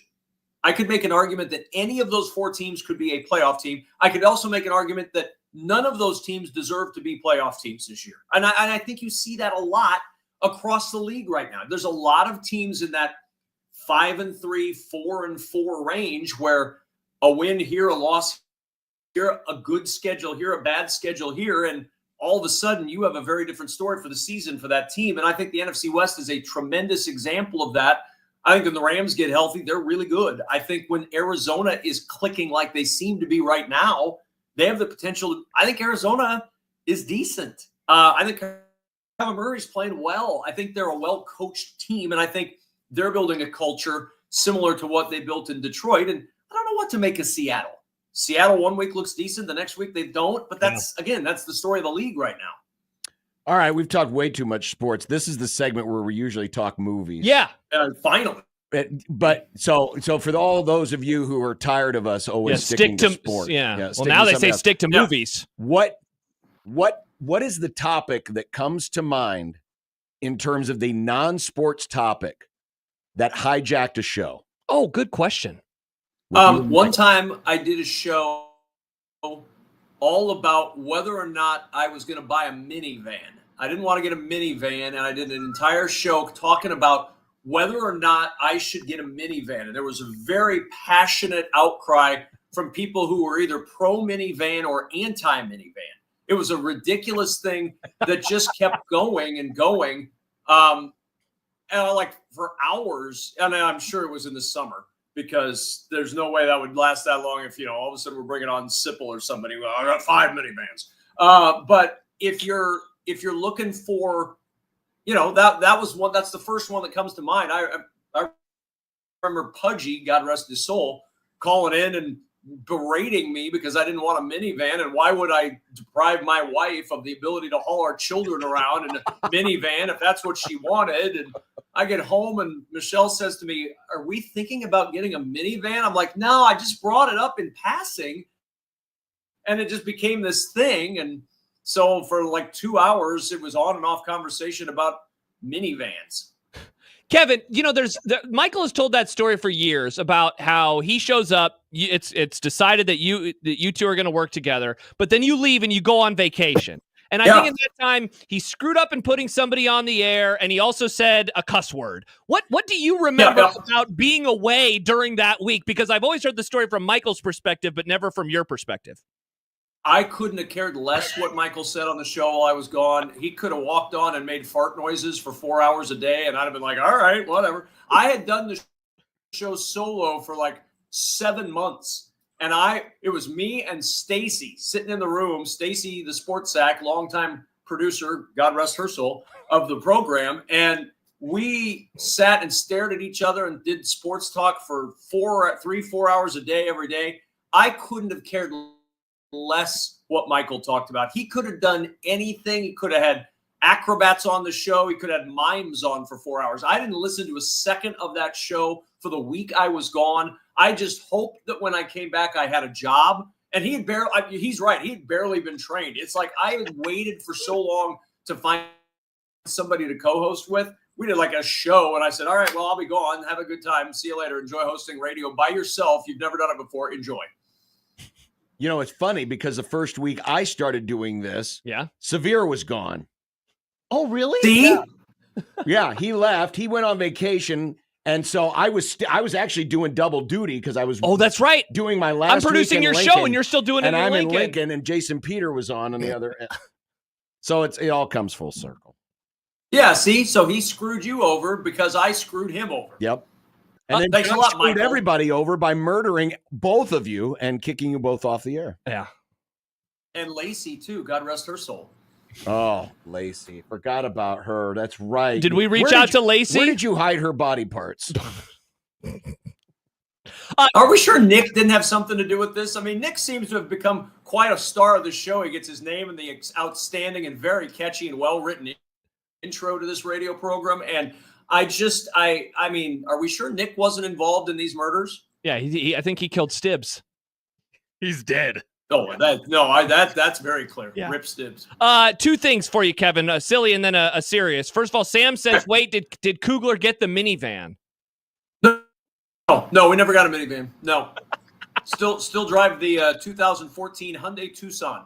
Nice. And then Was that the one that replaced the car when the speedometer broke when we were driving back from Missouri and we didn't have a speedometer the whole way home? May have been, yeah. That was awesome. classic.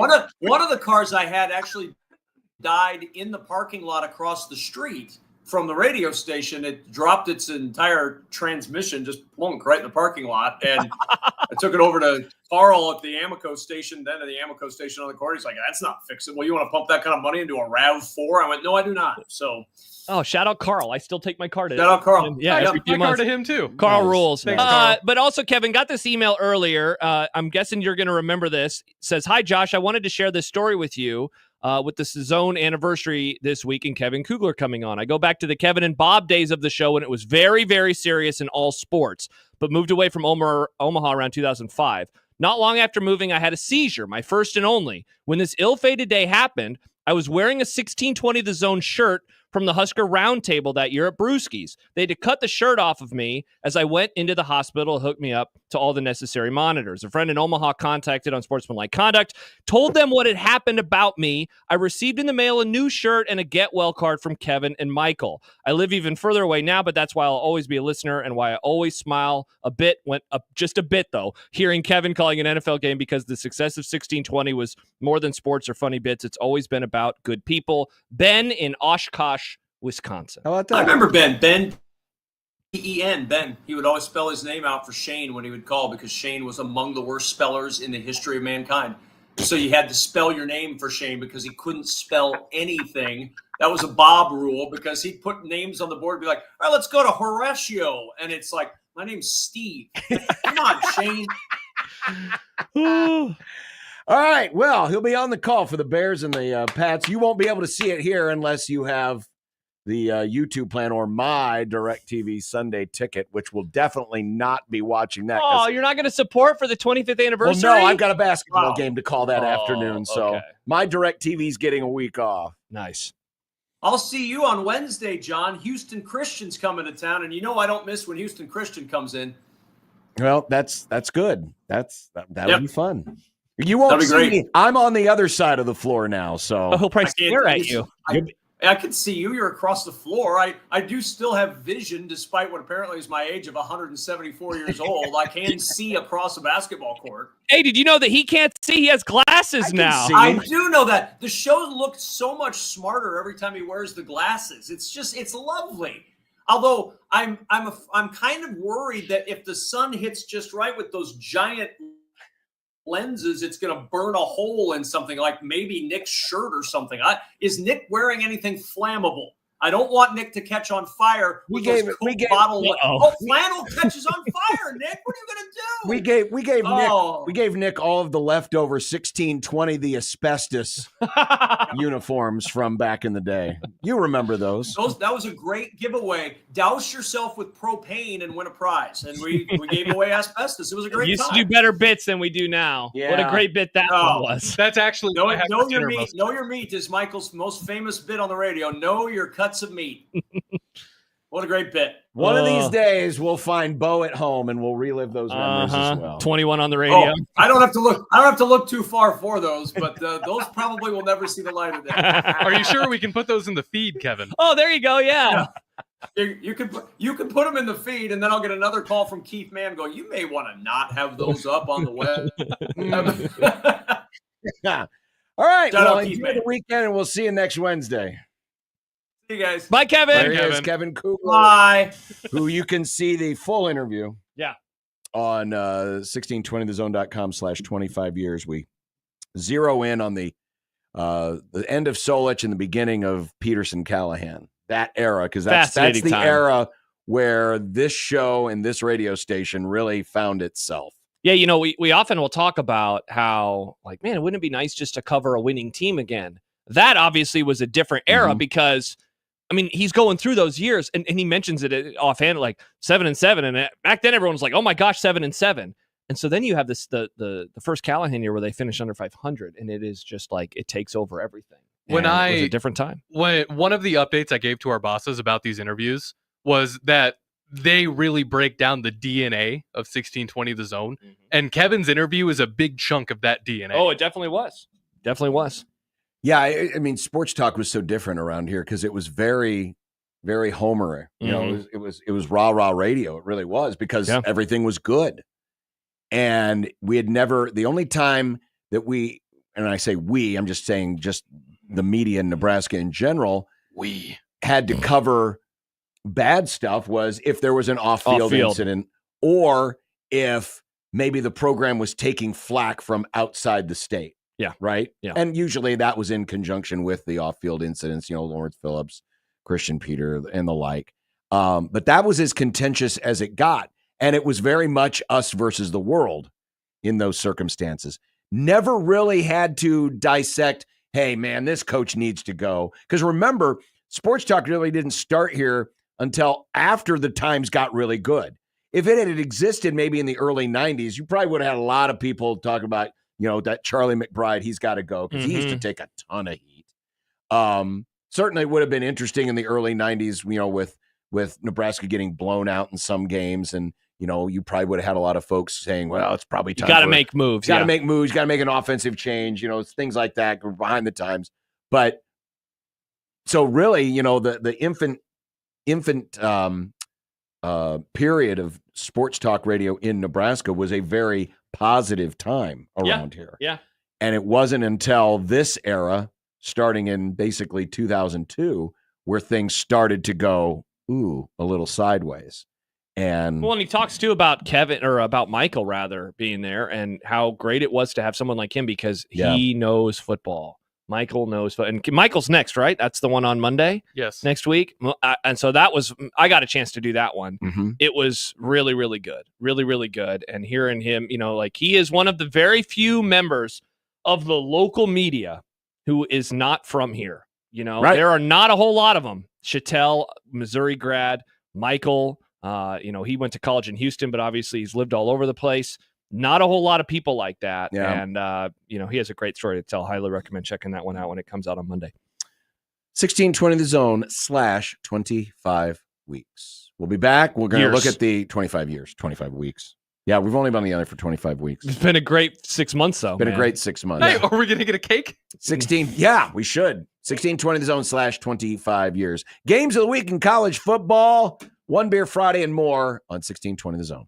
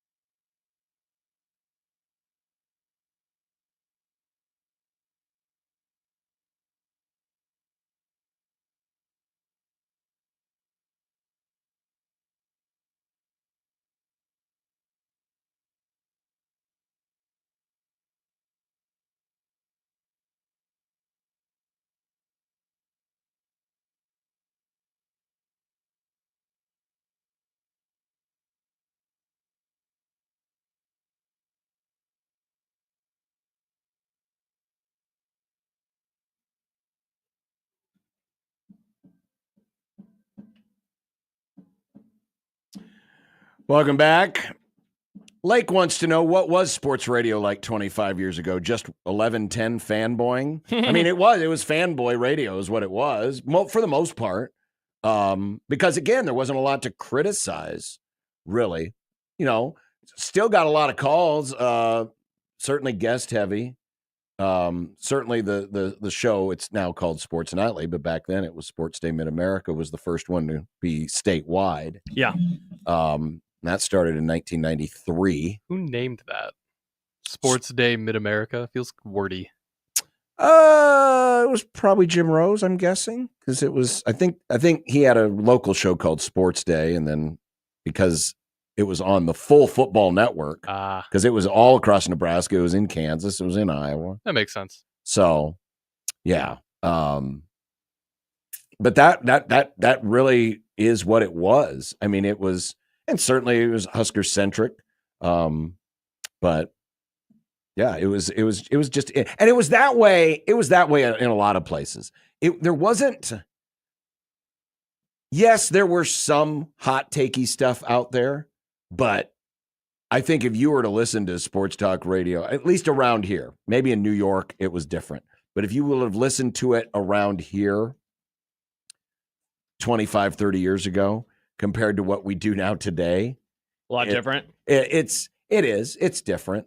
Well, let's face it. A lot of what's done now is kind of influenced by TV and vice versa. There weren't talk shows on TV really back then. I was going to say the other part of it too is like the early days in this state. Who are you learning or trying to emulate from? You don't really have those people. You're blazing your own trail. Exactly. Whereas I am not a first generation radio host in terms of like my family, but in terms of the market, I'm not a first generation radio host. I looked up to the, my idols growing up. It was Kevin and Michael. It was Unsportsmanlike, and then it was Schick and Nick. And so like those were the shows that I learned from and tried to then bring my own sensibilities.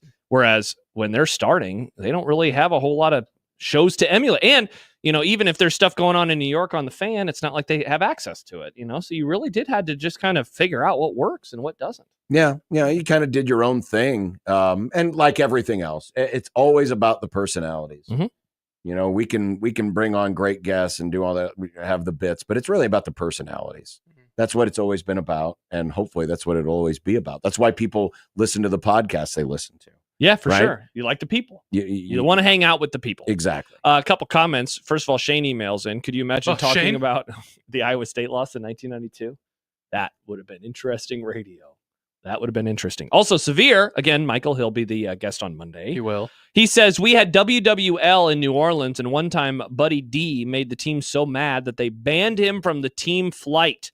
And then when I was in Albuquerque, you had the Sports Animal, which was really hot, talking or taking what would have been late 90s, and then WIP in Philly back in the 80s was incredible. Yeah, WIP is one of the one of the originals. OGs. Yeah, that and the Fan. That and the Fan in New York. Kevin kind of mentions or touches on the Fan in his interview too about how they would also, I don't know if threaten's the right word, but they would send people after some of those hosts if they said because remember, the only time you would see criticism was in print. You wouldn't hear it necessarily on the airwaves. Mm-hmm. And the thing about this medium is it allows you for instant reaction and instant reaction from the audience. And so you get a chance to actually hear what it is, the words you're saying or the things you're talking about and how it's affecting the fan base. Mm-hmm. With the newspaper, it's different because you read the columns, but you don't really hear from the fans. Yeah, you'll read the letters to the editor a day or two later, but the instant feedback. And so I think for a lot of people adjusting back then, it was, we got to get our hands around this. We can't let this stuff's getting out here and people are reacting negatively, and now they're lighting up our switchboards because it just allowed people to react sooner.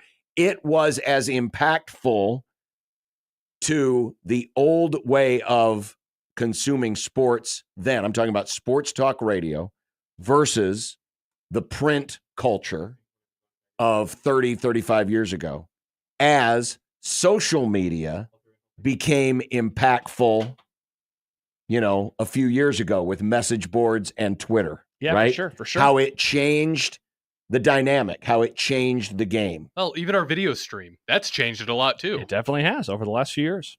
Chris writes, Knoxville Chris, your guy, I still wonder what bigger overreaction would have been like following our 19-0 loss in 96 to ASU. Well, that would have been the ultimate meltdown at the time from the fans. Oh, that'd be a fun bit. We should do that. Well, we did. There was Big Red reaction. That was the first he says, year. I'm sure the actual call-in show was hell. That was the first year of Big Red reaction. I'm trying to remember because I was there. I don't think I was hosting that. You probably were producing. No, I think I was doing the scoreboard show then. But job. I was in the building. Yeah. But I was in the building. Oh, man. I'm sure Scott Frost caught hell. Oh, absolutely. I'm sure the offensive line caught hell. Absolutely he did. I wish I could have had some of those older tapes. Yeah. Of just listening to what it was like back then. In fact, pretty sure Gary Java hosted, if he didn't host that one, he hosted some that year because Gary was part of the network back in 96. I think that was split between here and Lincoln, wasn't it? They'd have to remote in. Yeah. Yeah. Mike points out that would have been a late night in 1996. Yes, it would have. Yeah, it was. Oh, boy. It was a late night back then. Here's Donnie on the 42 Degrees of Source hotline. Hey, Donnie. What's going on, guys? How Donnie. are things up in Nebraska? Yeah. How are things up in Nebraska? It's cloudy and bleak. It's the same in Northeast Missouri, but it's football weather, so you gotta love it. So I've always been a radio guy, and sports talk radio back then nationally. If you were lucky on a really clear night in North Bend, you could pick up Papa Joe Chevalier or the Fabulous Sports Babe out of Chicago. Jim Rome obviously was one of the first really big national guys that really caught everybody's attention. But Ron Barr was another show. Oh yeah, Sports Talk USA, I believe is what it was called. Absolutely. So as somebody that always wanted to do that, and then getting into radio in the mid '90s, it was kind of nice to be that only negative feedback, or where people could call and complain about Nebraska. They didn't do it a lot when I was on Todd and Tyler, but because we kind of took care of that ourselves. But it was just talking about people getting in trouble, and which is why I wanted to call, is because we had a sports guy. We had the guy from Fox, and then he was on Channel 3, Travis. Yep. And we caused some issues for him, a lot of issues down in Nebraska, because the one day we did a draft we were drafting players from the team, draft to see who was going to get arrested or picked up by the cops first. And so that day, Travis went down to Lincoln. It was a great bit. We just randomly picked people from the team, and we had 5 people in our pool, and we put $10 in. Whoever got arrested first, they got the money. It was a thing that happened back then. Lawrence Phillips, hello. So Travis got in trouble. He got in a lot of trouble. Oh yeah. From the university. How dare you do this? You're making the university look bad. And he actually, to his credit, kind of said, it's not us talking about it. It's what's actually happening. It's the people getting arrested. It's the people going out and doing these things. We have to report these things. Mm-hmm. And so it was neat to see how things have grown. I actually applied when I left in 2002. I applied to be the producer for Kevin and Bob Bruce at the time on 1620. And apparently I had burned that bridge with the with the program director at that point, so I didn't get the job. But it's just nice to see you guys have made it throughout the years, and I can't even imagine not having the access to the information that we have nowadays. So keep up the great work. You guys keep me tied in with the state. So thank you very much. Appreciate it, Donnie. I wonder what Mike Gundy would say about that. Are you kidding me? You're going to call in here from a radio station in Nebraska from Northeast Missouri, and you're going to talk about things that are wrong with the Huskers. Are you kidding me? Who's the kid here? You talk about unsportsmanlike conduct. These guys that do everything right. You didn't want to talk about everything wrong. You talk about who's the. You know what? That's all I got to say. Go Cowboys. Thanks, Coach. Man. Donnie. Oh, that one of the was a best. good bit. That was a good bit. That was a good bit. That was a great bit. Oh, that was a fun time to be in Sports Talk when you could just play that clip over and over and just have a blast with it. Chance writes, OMG, a fellow not hired to be a producer. Solidary, comrade. There are many of us. All right, games of the week in college football. There's some good ones. We'll break some of those down. We'll have our predictions coming up, and we'll crack open a few beers because it is a One Beer Friday brought to you by Cross Strain Brewing. Also, we do have a 4-pack of tickets to see the Jays this Sunday afternoon at 4 o'clock, and we'll give those away during the happy hour. Perfect. And don't forget to send in pics of what you're drinking. Use the hashtag One Beer Friday, and we might hook you up with some Cross Strain $25 gift certificate. Wow, that is so awesome. On 1620 The Zone.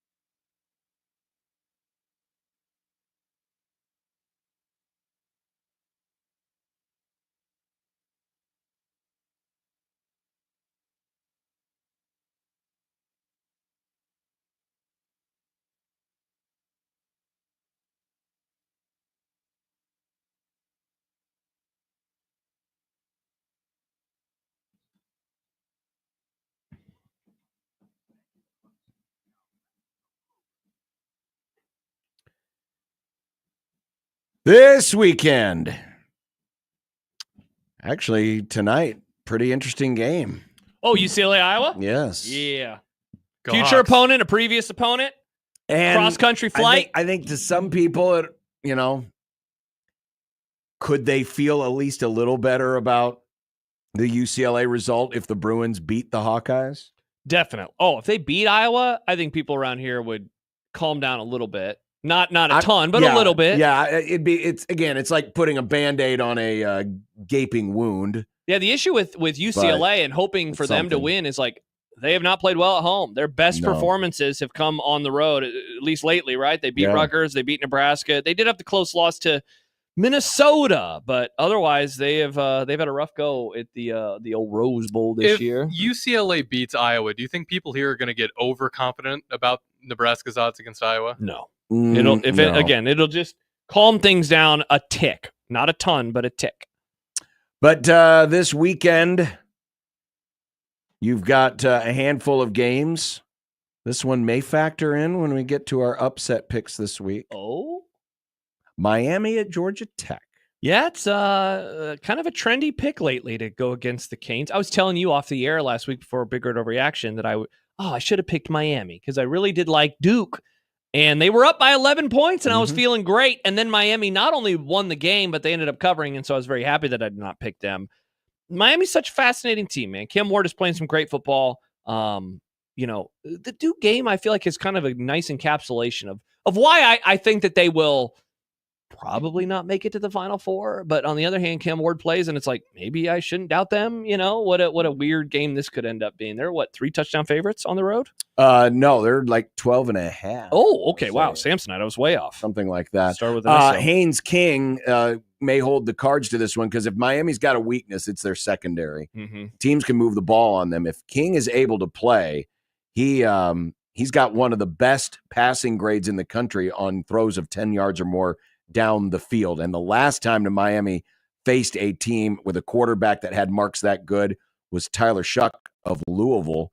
And Louisville scored 45 against Miami. So that might be worth watching if King is able to play. That game is a noon kick on ESPN. Okay. Of course, the 2:30 game that's getting all the attention, Georgia and Ole Miss. Yeah. This is like a tale of two extremes.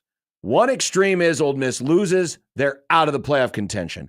Ole Miss wins, they finish with Florida and Mississippi State. So at the very least, they're going to be a wild card team. This would pretty much lock up a berth, assuming that they don't lose. It does feel like a win and in, lose and you're out scenario. Definitely done. If they lose, they don't have any good wins. Their season is toast. They win, they would have one of the best wins of the season. Georgia, this is certainly not a lose and you're out type proposition. They still have the Texas win in their back pocket. It probably would, though, eliminate them from the SEC championship race if they were to suffer a second loss. Here, I guess, it's depending on tiebreakers. I feel like I made a mistake last week in picking Penn State, and this is such a stupid way to pick a game the next week, but I just am not going to do it with Ole Miss, man. I've done it for years now where I pick them to beat Bama. They don't do it. I pick them to beat Georgia. They don't do it. And, I don't really like the cut of Ole Miss's jib this year. I've watched plenty of them, and I always come away wishing that, they were better and, didn't you guys spend a ton of money on your roster? Why are you just a little worse? That said, Carson Beck has been kind of bad. At the very least, he's been an average quarterback. He turns the ball over way too much. He definitely is missing Brock Bowers, Ladd McConkey from last year, 2 guys who are in the pros. He does not have the safety blanket on offense. But man, in a game like this, it's low common denominator picking, but I'm going to go with the team and the program that I trust more in these types of games while very much hoping to be wrong. Beck, though, this year, and one of the reasons why he has struggled is when teams get pressure on him, he has one of the worst marks in all of FBS football. He's top 25 if you get him a clean pocket. He's bottom 15 in the country if there's pressure. And if there's one thing Ole Miss does well, they lead the Power 4 with 45 sacks. There you have the most pressures in the country. So I mean, there's a recipe here. There's a recipe here for Ole Miss if you can get past they always fail in these situations. Sure. Got to prove it. Michigan, Indiana. Some people think that this is a win in for Indiana, where they win this. I do. They're going to win against Purdue. So they'll go 11-1 at the worst. So they go 11-1. I'm not ready to go there yet because I'm just not sure what the committee's going to do with them, especially if Ohio State were to boat race them because Indiana still wouldn't have a great win. This one certainly, just because of the name, might help. It's going to be the most talented team that they play. That said, they're based gonna, on defense. Yeah, yes, for sure. And just general raw recruiting rankings. That said, their defense has not been anywhere near what it was last year. I know their offense has been the story, but their defense has taken a step back as well. We know what Indiana's offense can do, though, man. They have been incredible, and I'm just. It's not that I'm sick of doubting them because I have not doubted them, but. Do I expect them? Can they do this like one more week now? Can they have another one of these games where all eyes are on them? And this is the game. I know that Nebraska was a big moment and that was a big noon game. And then they had game day there for the game versus Washington. But I had a chance earlier this season, last month. I talked to Kyle Robbins, who we've had on the show before. And he Indiana guy, used to cover them for SB Nation. And this was the game that they were pointing at in the offseason, the Michigan game. Now, Michigan's not what we expected, or certainly not what they expected coming in. And so does it mean less? I don't know. But this was the one that they were pointing at all offseason long. If they're able to go in and smoke another team, they're 2 touchdown favorites in this game, man. Like, I don't know how you keep them out of the playoff, barring a catastrophe to Purdue in the last week of the season. The question is, have they ever been favored? When's the last time Indiana was favored to beat Michigan? Well, their last time that they beat them was 2020. That was COVID, so it barely counts. The time before that was 1987. I mean, so I don't know. Ever? I'm serious, man. Have they ever been favored versus Michigan? This has to be. It's probably going back to the '67 season. Unless they were in 2020, yeah. So they weren't favored in 2020. There you go. Rarefied air for them. Rarefied air for them. I mean, if they get Michigan on their heels, we saw it last week with Oregon. Oregon got Michigan on their heels. Michigan couldn't run the football. The game was over. It's like, why would anyone doubt them, right? Like, that's kind of how I feel about this game. And remember, Indiana is covering by an average of 17 points a game. It's free money. Every week it's been free money. And the spread is 14.5. By the way, I had Jeff, who down in, I believe in Texas, who has a lot of point spread records for Nebraska. So we mentioned yesterday, Indiana through 9 games is plus 153 in point differential. The number of points they have cumulatively beaten the spread by. Yeah. Nebraska's highest season total that Jeff has is 1980 at 1 plus 146. And that's the whole season. That's the whole season. Wow. 1995 Nebraska was plus 133.5. Wow. For the whole season. That's incredible that he has all this data. I love this man. Yeah, this was the guy that found the point spreads going back to the 30s. Yeah, this guy rocks. Yeah. Give him a podcast. Yeah, appreciate that coverage. I like that. Yeah, for sure. Colorado, Texas Tech. Dude, this is elimination game for the Big 12 Conference, which essentially is an elimination game towards the playoff. Can Texas Tech put it together for 2 weeks in a row? It's going to be tough. Here's the problem, though. They are not great on defense. Iowa State's biggest problem was they didn't finish drives last week. Yeah. If Colorado finishes drives, they're going to move the ball on them. Yep, and I think about the psyche. What's Texas A&M like following a massive win last week over an undefeated team in Iowa State? And this is a Colorado team that is absolutely rolling right now. There's a real world where their only loss is to Nebraska. Mm-hmm. You know, they took the lead late versus Kansas State, and then Kansas State was able to put a drive together and take the lead and win that football game. This Colorado team, man, they don't control their destiny, but they have a lot in front of them. I think that this matchup sets up really well, given what you just mentioned. And I mean, at the very least, they're going to have the 2 best players on the field. At the very least, they're going to have the 2 best players on the field, Mm-hmm. you know, in the quarterback and in the wide receiver / cornerback. I mean, it's just, they're playing really great football right now. And they believe in themselves too. Like they are a very confident bunch. Could be a high scoring game too. Yeah. Because, with Taj Brooks, Texas Tech, the running back, Baron Morton, their quarterback, has some pretty good numbers, especially when given a clean pocket, and Colorado does not rush the passer very well. So could be a lot of points, but I still think Colorado's certainly got the edge. Yeah. And then, of course, it's Alabama, LSU in primetime on ABC. How about those numbers yesterday from Todd where they are, 6-1-1, against the spread in these types of situations. Them as a dog at night at Death Valley. Talk about it. It's another elimination game, right? Winner of this one still in the playoff race. Loser is most likely out. Can you imagine that? November the 8th and Alabama is out of the playoff picture. Mm-hmm. You know, it's literally never happened in a year where you have 12 teams available. Yeah, talk about the stunner of all stunners. Both of these teams have been really, really up and down. I think it's such an easy thing to say, but it's going to come down to quarterback play. Jalen Milroe, very inconsistent. I think he's regressed this year. Garrett Nussmeier, when they have won games, has put together some really nice performances. When they have lost games, maybe not so much. It's hard to pick against LSU at night. And that's the thing that I just can't get out of my mind before we get to predictions next hour.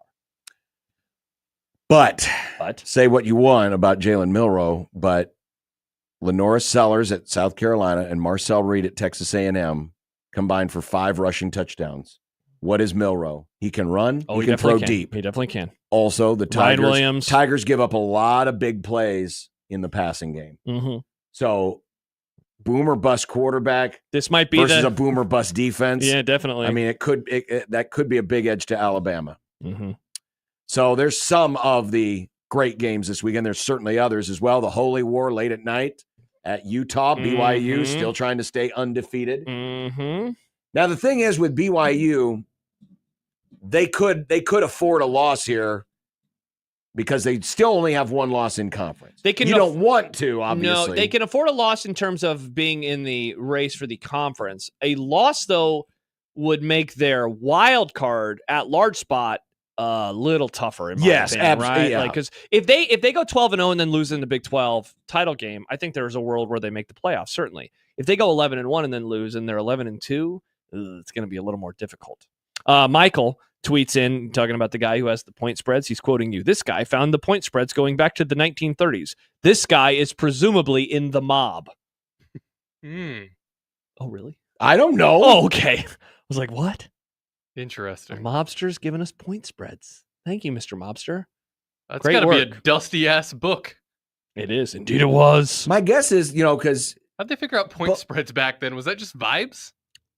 Yeah, I mean, yeah, but also, you look at a team and how many points they're winning by. It's very rudimentary math back then. Right. But yeah, there was and some of it, I mean, look, but you have a local book, like a book in Omaha versus a book in South Bend, Indiana, right? Mm-hmm. The book in Omaha, is the Nebraska line is going to be a little different than the book in South Bend and vice versa with a Notre Dame game because they're, trying to get some more action with the local fans. And listen, they would occasionally quote point spreads in stories. Mm-hmm. Because the sports writers, the mob was very good about having their contacts, right? Sometimes their contacts were a little too good, aka the players, because they might be able to get a little shaving if you know what I mean. But they also had contacts inside the media, and so they'd get a lot of inside information. Hey, have you heard about this guy or this guy? Is this guy going to play? About this? And so. Well, I think Happer on their show when they were doing their UCLA preview, they found a picture of an old program from that game from like the 40s, and they were quoting lines in the program. In the program, what? See, that's wild.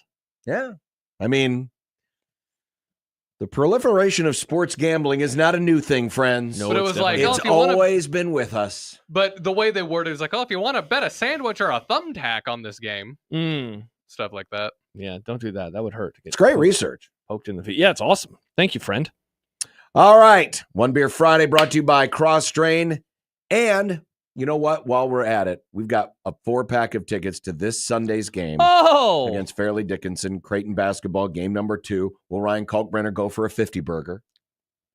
We'll have coverage right here on The Zone and 101.9 The Keg. If you would like that 4-pack of tickets, call Nick now and be caller 49.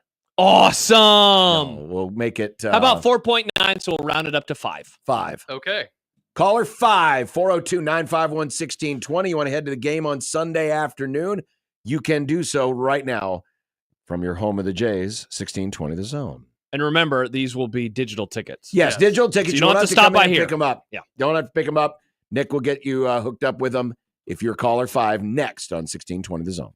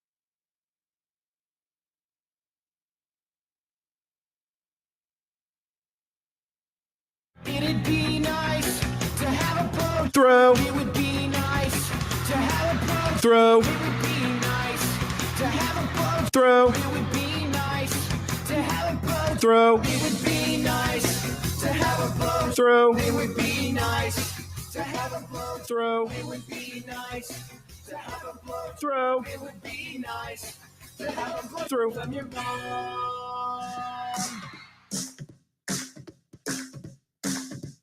I drank beer with my friends. Sometimes I had too many beers. I liked beer. I still like beer. Had beers, have some beers. One beer, drink beer, drinks beer, drank beer, and drinking beer. Upstairs, downstairs, where was it? I don't know, but I had one beer.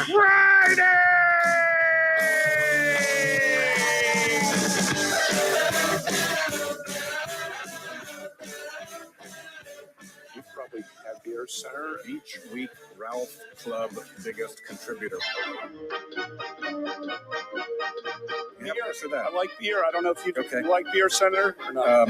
What do you like to drink? Next I had one beer. Friday. Yeehaw! Hanging out and having some beers with friends, which I gladly do and which I fully embrace. Well, you think it was... Nope, it was one beer. Friday.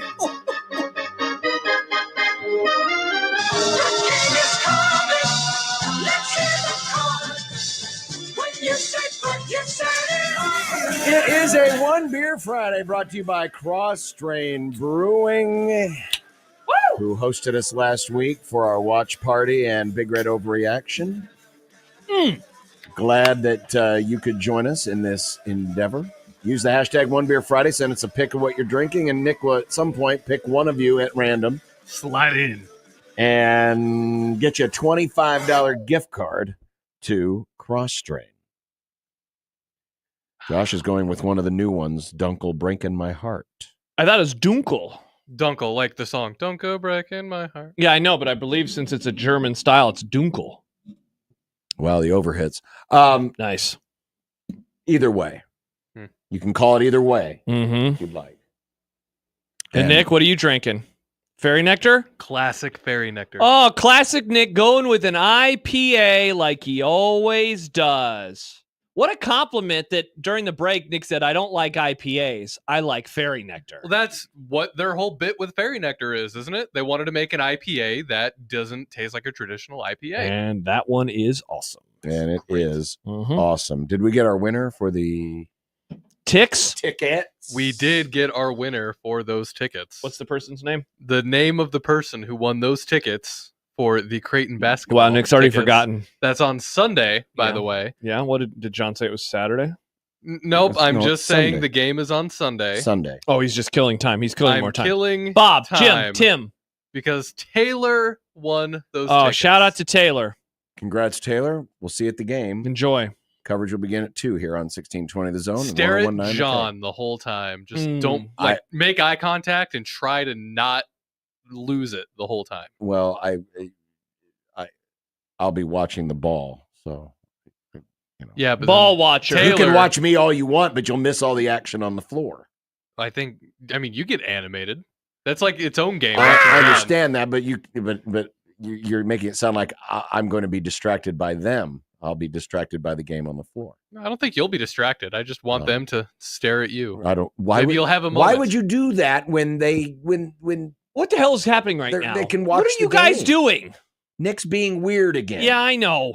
Oh, you can't call me weird, horny Ronald Reagan car. It's Connor's horny car. It has nothing to do. This show has never gotten off nothing to topic do with until our this fine moment. president. So it wouldn't be our show if it didn't. We have 3 football games remaining starting next week here locally among the most popular team in the state. Yeah. USC, Wisconsin, Iowa. 3 programs that have had Nebraska's number. You'd say USC has their number? I guess the last time they've never beaten them, have they? Their best performance against them is a tie in 1970. Yeah, tie? Yeah, I believe because that's they correct. lost to them in 6. They lost to them in 7. They lost to them in the bowl game in 14. Is that still possible? To tie? Yeah. No, not in college football anymore. Okay. Yeah, they got rid of ties for the 1996 Yep, season. Nebraska is 0-4-1 against Southern Cal. What's the other loss? Is it 69? Nice. Yeah, they lost in 69. And That's then the they first tied time in they 70. played. And then certainly the other two have had their number. Yes, they have. Yeah, no argument with me there. Now, we asked you a question on the J-Tech Construction Zone Twitter page. What is your confidence level that the Huskers can get one more win over these final 3 games? We're not asking for 2. No, we're not asking just for 1. 3. Just 1. Just one more win. What is your confidence level that the Huskers can get one more win over these final 3 games? The current results: low confidence, 41%. So confidence, mid, you might say, 30%. No confidence, 19%. High confidence, 9%. So the pessimism running is strong. Very high. Pessimism-mania is running strong. Sith Destroyer 1 writes, 0 confidence and be pleasantly surprised if they make it. I bet them and Star Wars Fiend would be friends. Best buds. Best buds. Can I... You want to be a positive boy? Can I make a case that you should have... I'm not going to say high confidence. But I would not have high confidence. This team is too erratic. This team is too caught up in their feels sometimes. This team is too mentally incapacitated at times. Yeah. To trust them. I think the last 3 weeks are all you need to know. All you need to know. So I don't shame anyone who doesn't have high confidence. For those of the 9%, who have the high confidence, God bless you. You're the diehards. You're the same people that used to tell me back in the day when the Cubs were 50 games out of first place, we can win the World Series. That's fine. Optimism is great. Everyone needs to have it. But can I at least make the argument that a vote of so confidence isn't so bad? The positive boys. Because this game next Saturday is going to be the One Flew Over the Cuckoo's Nest game. USC has their own problems. A lot of problems. They're going to be starting a new quarterback. This is a team that has found ways to lose games. There's been at least a couple of games that they've taken deep into the fourth quarter they should have won.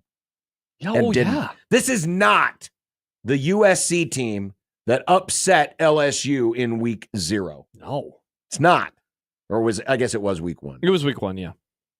This is not the same team. They are not playing the same. They had the lead versus Michigan. They had the lead versus Minnesota. They had the lead versus Penn State. They had the lead versus Maryland. They had a multi-score lead against Penn State. They were dominating that game against Penn State. And then last week, I'm pretty sure they had a lead at one point, right? And it's versus not like Washington. Penn State's got this explosive offense that can move the ball up and down the field. But by God, what did they do? They moved the ball up and down the field. Last week, they went into the fourth quarter up 21-20, and they blew it. Mm-hmm. They had, like you said, they had a multiple score lead in a lot of these games, and they blew it. I mean, they played very well versus Penn State. They should have won that game. They blew it. They played very well for a while versus, I mean, that Minnesota fourth quarter was insane how they let them come back in it. And versus Michigan, like they responded to a bad first half. They played well. And, then they ended up losing it. Yeah, you're right. This is a matchup of two obviously flawed teams, but two mentally weak teams. And for them, I would say it's probably a bit more dire because they're further along in the process. Mm-hmm. And they hired a coach that was more highly thought of. And what they did in year one, getting off to an 11-1 start before they lost in the Pac-12 championship, and now they're grasping for straws. They're searching for answers. They can't find any at this point in time. So I voted so confidence because I think, and even if it's not on Saturday, Wisconsin is not in great shape either. They just took a whooping at the hands of Iowa. Yeah. They didn't just lose. They got destroyed. And they've been taking some beatings this year. Yes, they had that little 2-game run there in the middle where they looked pretty good, but remember who they were playing. They weren't playing anyone great. So that's not a great football team. I know there's going to be a lot of people who are going to have the mental block. Well, what about Nebraska? They see that red W and it'll be like, oh, they'll find a way to screw it up. Again, John, this whole discussion, and I'm a broken record on this. Isn't this whole discussion betting with the house versus not.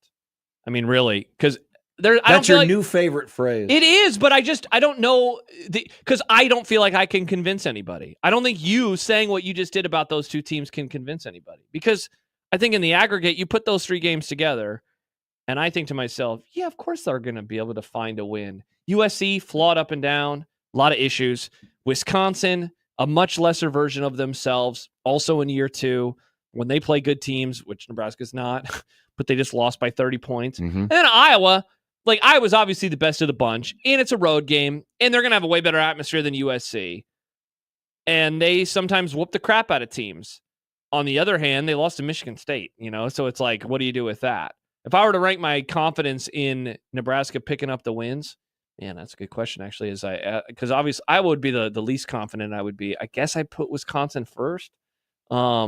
But I wonder if this next one is maybe actually the best chance, because they're going on the road, so they're away from this place. Yep. And they're going into an atmosphere that's garbage. Well, they're going to go to an atmosphere that's going to be supportive. Mm-hmm. Because I believe there's going to be a lot of Nebraska fans there. We've already talked to a few who are headed that way from here. They had this trip planned, and they're not going to cancel it now, so they're going to go out there. But you have a strong contingent of West Coast alums or former Nebraska natives who live in Arizona, California, Nevada, who are going to migrate to this game. Yeah. And USC right now at this point, LA fans are very fickle. Once USC starts losing, they're going to drop out. It would not surprise me if that stadium felt more like a home game. Yeah, and I'm definitely in disagreement with you on that. And the crowd's going to be a supportive crowd, because when usually those road crowds are, because the team's coming to them. They don't care about the story. It's just like, hey, we finally get to see our boys. Can't wait. I'm going to cheer them on. Mm-hmm.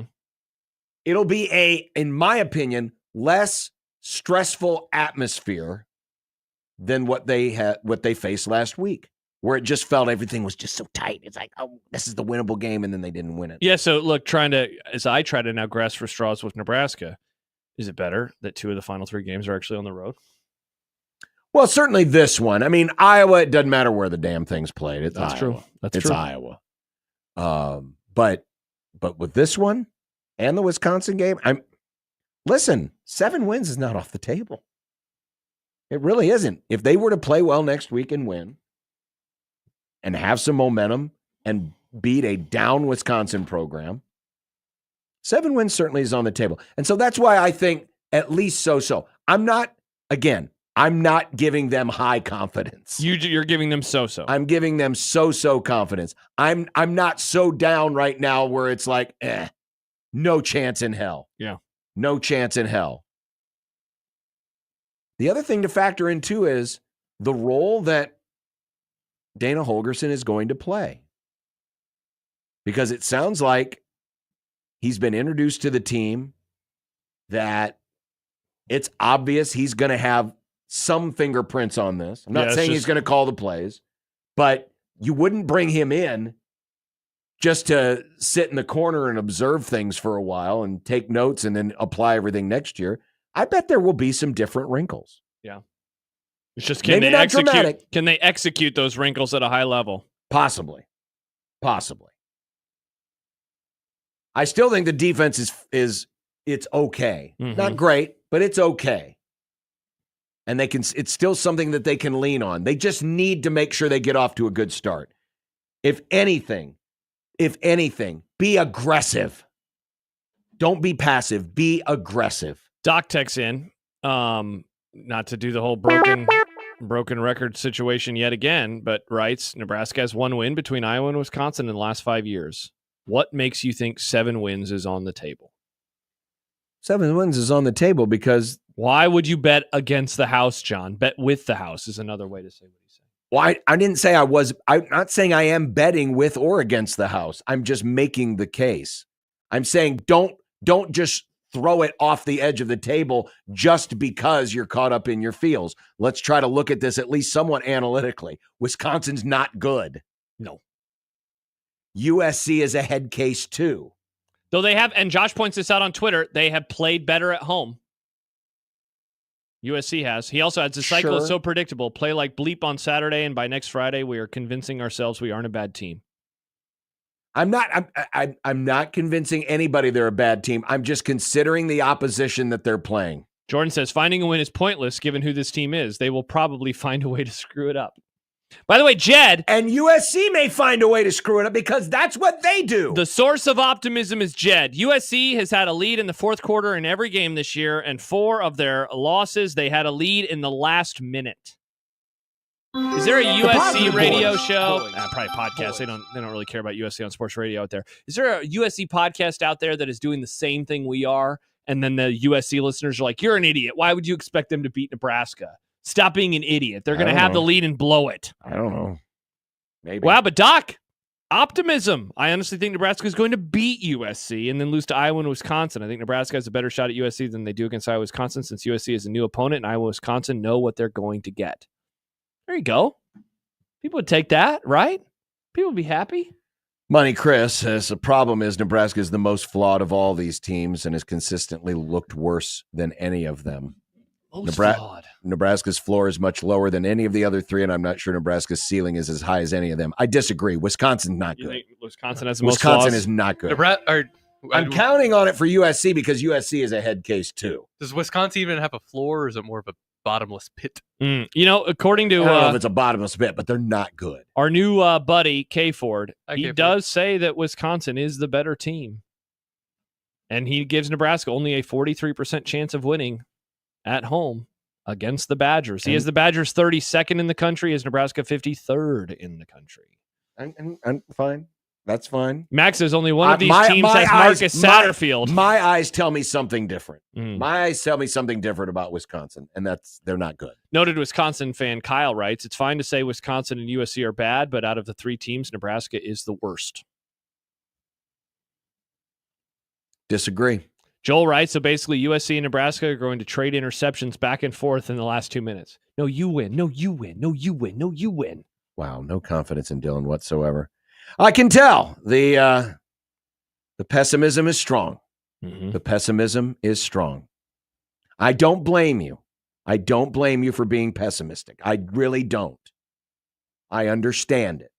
I'm just making a case, trying to be analytical here. I'm just making the case. Well, along the lines of analytics. Where there's an opportunity. Josh writes, Bishop out on K Ford. What is happening? No, it's not out on K Ford. Did you just burn his analytics at the stake? No. Wow. Not at all. I guess we're never going to have K Ford on again, John. He says, give me your computer, K Ford. I'm putting it there. No. We're lighting it on fire. I did not say. What? Don't call him that. I did not say Nebraska will win these games. You said they'll whoop their ass. Wait, actually, you did guarantee they'd beat Wisconsin a couple months ago. Well, yeah. Whoa. That's when the team looked a lot different. They did. It was a different era. It was a much different era of Husker football 2 months ago. 2 months ago, you know what today was 2 months ago? Yeah, it was September the 8th. The day after the Colorado game. Oh. Remember the vibes 2 months ago today? Yeah, and some people crazily thought that winning that game was going to unlock this magic potion that's going to fix everything. It didn't. Nope. Narrator, it did not do that. Instead, it was the Indiana game that unlocked something. Chance writes, September? Yes, it was. Dartmouth's head coach is named Sammy McCorkle. Nice. What a name. Yes, that would be Dartmouth, yes. And they're playing Princeton. Nice. Princeton's winning. It's Ivy League football. Catch the fever.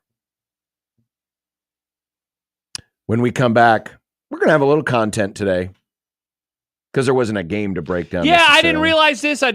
Nick didn't send me any questions to proofread and send back to him. That's fine. He just did it with you for some reason. I guess. And we still have our predictions to come as well. And don't forget, make your picks now for the $25,000 four-quarter pick'em. It's officially open. Play now. Get your games in. Pick.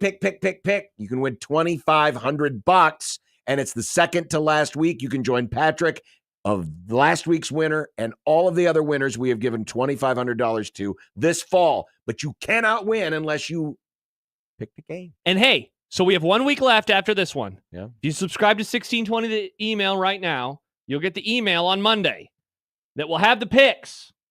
They'll have the games. Well, they won't have the picks. They'll have the games, though. They won't have the answers. And remember, the tiebreaker is earliest pick. So subscribe. At 16, This is your last chance. at Subscribe. At 1620thezone.com.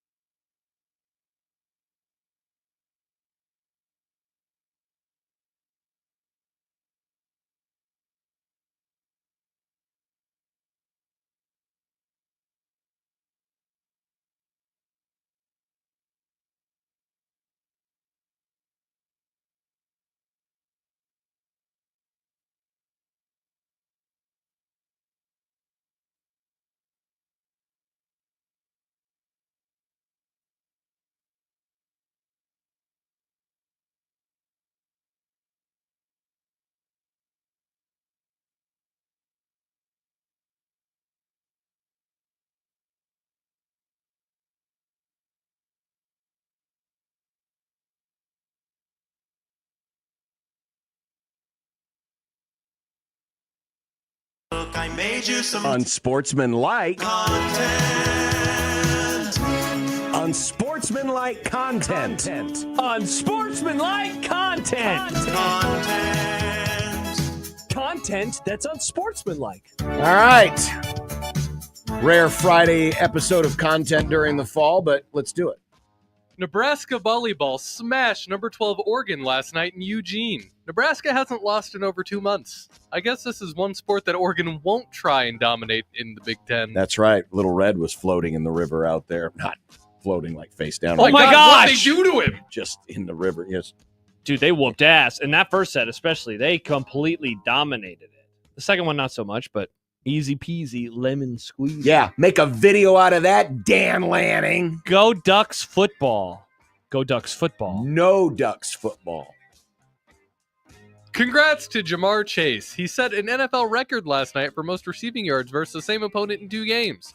After his 193-yard effort in Week 5 versus Baltimore, Chase upped the ante with a 264-yard game last night in the Bengals' loss. The 457 combined yards beat 61-year-old record set by Art Powell of the Oakland Raiders. But Cincinnati went 0-2. Good job. Good effort, Jamar. The last touchdown, the one that was right before the 2-point conversion that they did not get, was incredible. Yeah. Ridiculous throw, great catch. He was so much fun to watch last night. That stat, because it started popping up at some point during the game before the game was over, and I was like, oh my gosh, look at what this guy is doing. This team, this Bengals team, I think is good, but they keep taking L's, and they would pretty much have to play perfect football moving forward to make it to the playoffs. So bummer for them, because I do like watching them play. I mean, they are so close to 2 wins over the Ravens. I mean, imagine if they get those 2 wins over the Ravens. All of a sudden, Baltimore's looking weak, and Cincinnati is challenging for the division. If they would have won last night, think about the lead that the Steelers would have. Now, they still have not played any division games, so a lot could happen. Sure. But the lead that they would have, Mm-hmm. and instead, right now, the Bengals have more wins than the Steelers do. It should make for a fun race at the end of the year in the AFC North. Are we witnessing the final few games of the Zach Taylor era in Cincinnati? Well, is this a theory? I hope not. I hope not, but you know how it is in the NFL. The thing is, it's not only the losses to the Ravens. Yeah, they laid a big egg against the Patriots. Inexcusable loss to a bad Ostrich team. egg. But then were a missed field goal away from beating the Chiefs. They were 5 points off the Commanders. And then, of course, the 2 losses to the Ravens. I mean, this is close to being a 7-2 football team. Yeah. It's not that big of a difference between where they are 6-4, or is it 6-4? No. They're 4-6, Yeah. or 7-3, or maybe even 8-2. That's how close they have been. I think Mike Brown. Also, how the hell did they lose to the Patriots? I think Mike Brown, he's kind of a frugal owner anyway. He might keep him around for one more year. I hope they do, because I'm with you. I think the Bengals aren't a bad football team. I'd be stunned if they fired him. Yeah, he's a good enough coach, and has a good enough track record. I think next year is going to be the prove it or lose it year for him, but I don't think he's going to get fired. Florida football coach Billy Napier is safe. The same cannot be said for basketball coach Todd Golden, who has been accused by multiple women of sexual harassment and stalking. The news was first reported by the Florida Student newspaper. I guess AD Scott Strickland has bigger things on his plate. I have not had a chance to read this story. Great job by the student journalist. The Alligator is the name of the paper. Yeah. Does it mention? Okay, Well, here it is. September 27th. So that was going to be my question: is when did the university know about this? The university received the Title IX accusations in September. There's the Alligator, the newspaper, spoke with 2 separate women.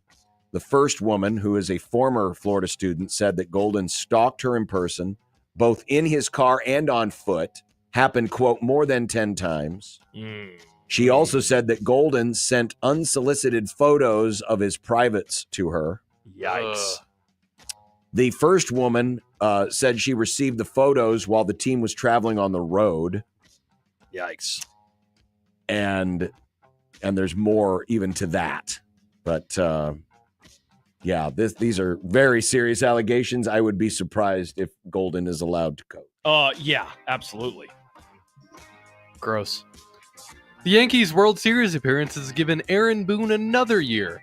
The Yankee skipper is back for 2025 after the club exercised their contract option.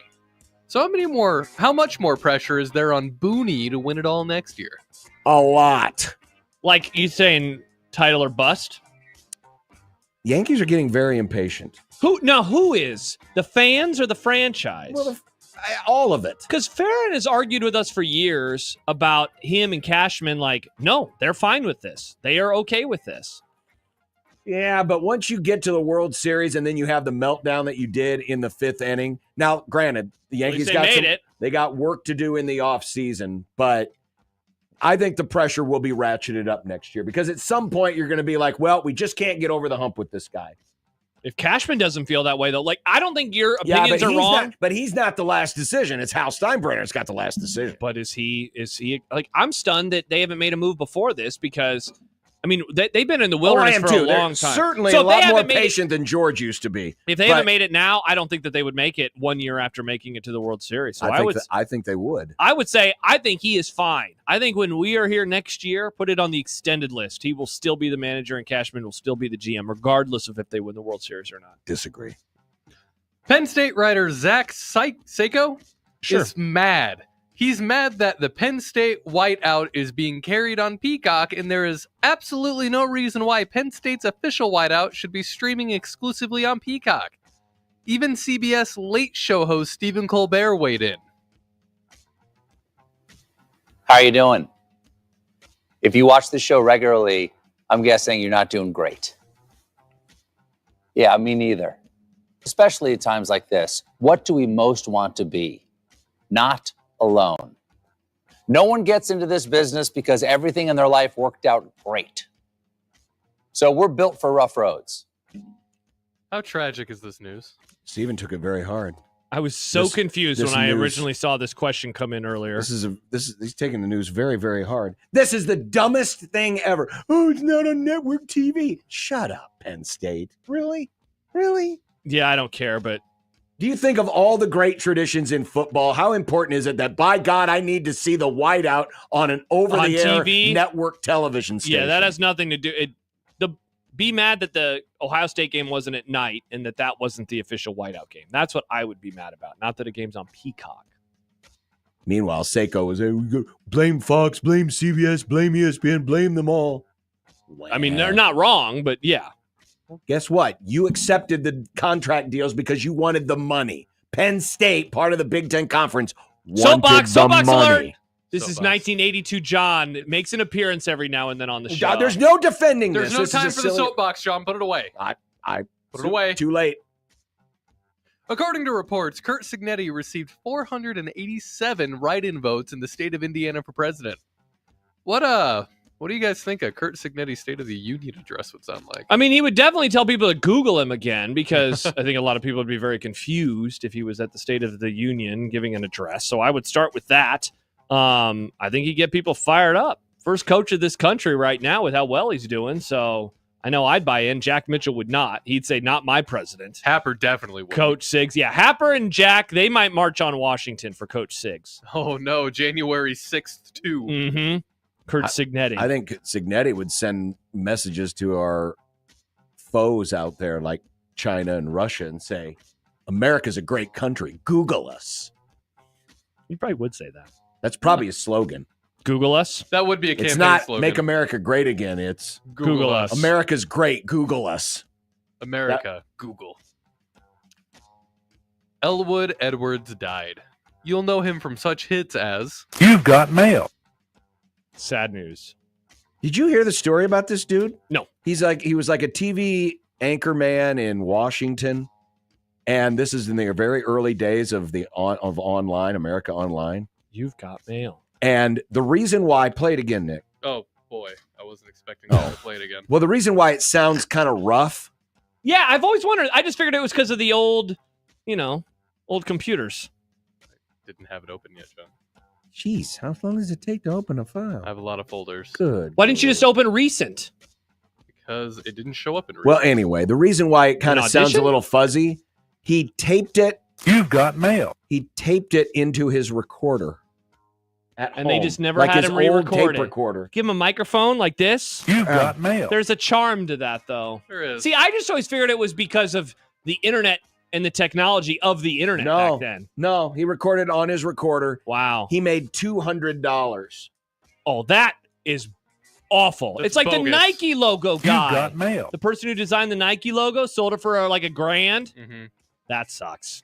You've Got Mail. Well, Elwood, I hope that you are feeling rich. Yeah, in his the daughter said afterlife. they were so impressed by the voice, they didn't have him go into a recording booth. Yeah, because they just wanted to get out of there. Yeah. Hey, And, we'll take it. Thank you. and justify paying only $200. Wow, that's whack. That's So, whack. Rest in peace, Elwood Edwards. You've Got Mail. Now Nick's going to play it nonstop. Yeah, because he doesn't want to close it. He's afraid you're going to call for it again. No, Yeah, I won't call don't for scare it. Nick me like loves that, closing things and deleting things I as guess. fast as possible. Yes. It's your bit. It's on to the next thing. Yeah. I'm looking ahead. Yeah. I'm on to the next thing. Predictions. Nice. On 1620 The Zone.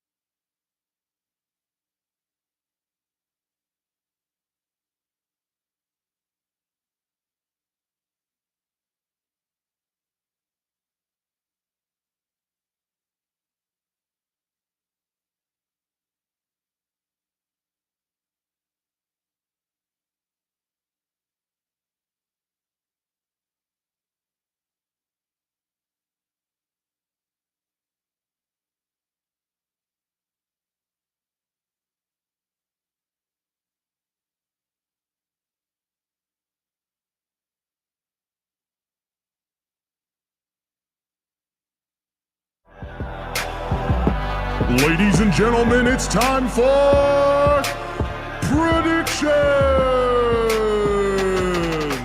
Over, bet the over. Vikings in the over. Bet the over. All right, Nick and Josh. Yes, John. It is time for predictions. It is time for predictions. Josh had the best day on Tuesday. I mean, he was doubly happy. All his candidates won, and he had the best score. How about this? How about the fact that you and I were way off on the votes that the winner would have? Nick shot way under than us, and he did it on accident, but he ended up being right. I don't think it was on accident. It was a vibe. No, it wasn't. After John and I did it, you were like, ugh. Well, no, because I looked up what the last one was. That was what you guys were saying, that would have been a record breaking. Yeah, I guess I figured it was. That's what I thought it would be, but apparently I undershot that because I didn't think it was going to be. Okay. Apparently, all the dead people in Chicago forgot to vote. Nixon humor is the best. All right. Oh, is that what that is? Oh, yeah, that was the accusation. I thought that was Nixon from your lost. For You tab. No. That Nixon always accused the Illinois of allowing the dead people to vote. That's why Kennedy won. I see. Yeah, that's why Kennedy won. It wasn't because he looked sweaty and gross. No graphics this week? No, there's graphics. Oh, okay. I didn't get them. You did not? No. There it is. Look at that. Oh. Yeah, What do you mean? you must have uploaded. Did you upload those? I just did, but I thought I emailed them to you. I don't remember getting it. Sorry. All right, Iowa and UCLA. Iowa's a 6.5-point favorite. Josh. I'm going to pick against UCLA one more time. Give me the Hawks. Go Hawks. Give me the Bruins to keep it close. Okay. Army is at North Texas. Our Army is a 4.5-point favorite. This was a very popular pick on the Bet the Board podcast, but I am fading them because I believe in our Army. USA Army. UNT. Yeah, the line's moved. I believe when they recorded that pod on Wednesday, it was 6.5. It's now 4.5. Give me North Texas. The wrong team is favored. Perfect time to steal a point on behalf of our Army. Will Michigan hold a lead versus Indiana, Nick? No. Yes. Homer. Nope. They will not. Okay. Georgia, 2.5-point dog or favorite. Sorry, 2.5-point favorite. They are the dogs, though. They are the dogs, Nice. but not the dogs. Not the dogs, but they are the dogs. At Ole Miss. I mean, yeah, I've been telegraphing this all day, and all week. Yeah, Georgia. I hope I'm wrong. I would love to give up a point if it means Ole Miss wins, but if Georgia wins by a point or two, I'll be pissed. I think Jackson Dart matches up well with his strengths against Georgia's defense. And you like the sacks, and right? I think they can get to I almost said Cooper Rush. Carson Beck. Yeah, Cooper Rush. Carson He's in the Beck. NFL. Plays for the Cowboys. I'm taking Ole Miss. I think Ole Miss gets it done at home. In the words of Billy Idol, more. That's the rebel yell. That's what the rebel yells. Oh. In the midnight hour. It would have made more sense if you would have made another inappropriate Confederate reference. Iowa State, 3-point favorites at Kansas, Nick. Iowa State. Ditto. Yeah, absolutely. Go Jayhawks. The wrong team is favored. Give me Kansas to pull off the upset. Wow.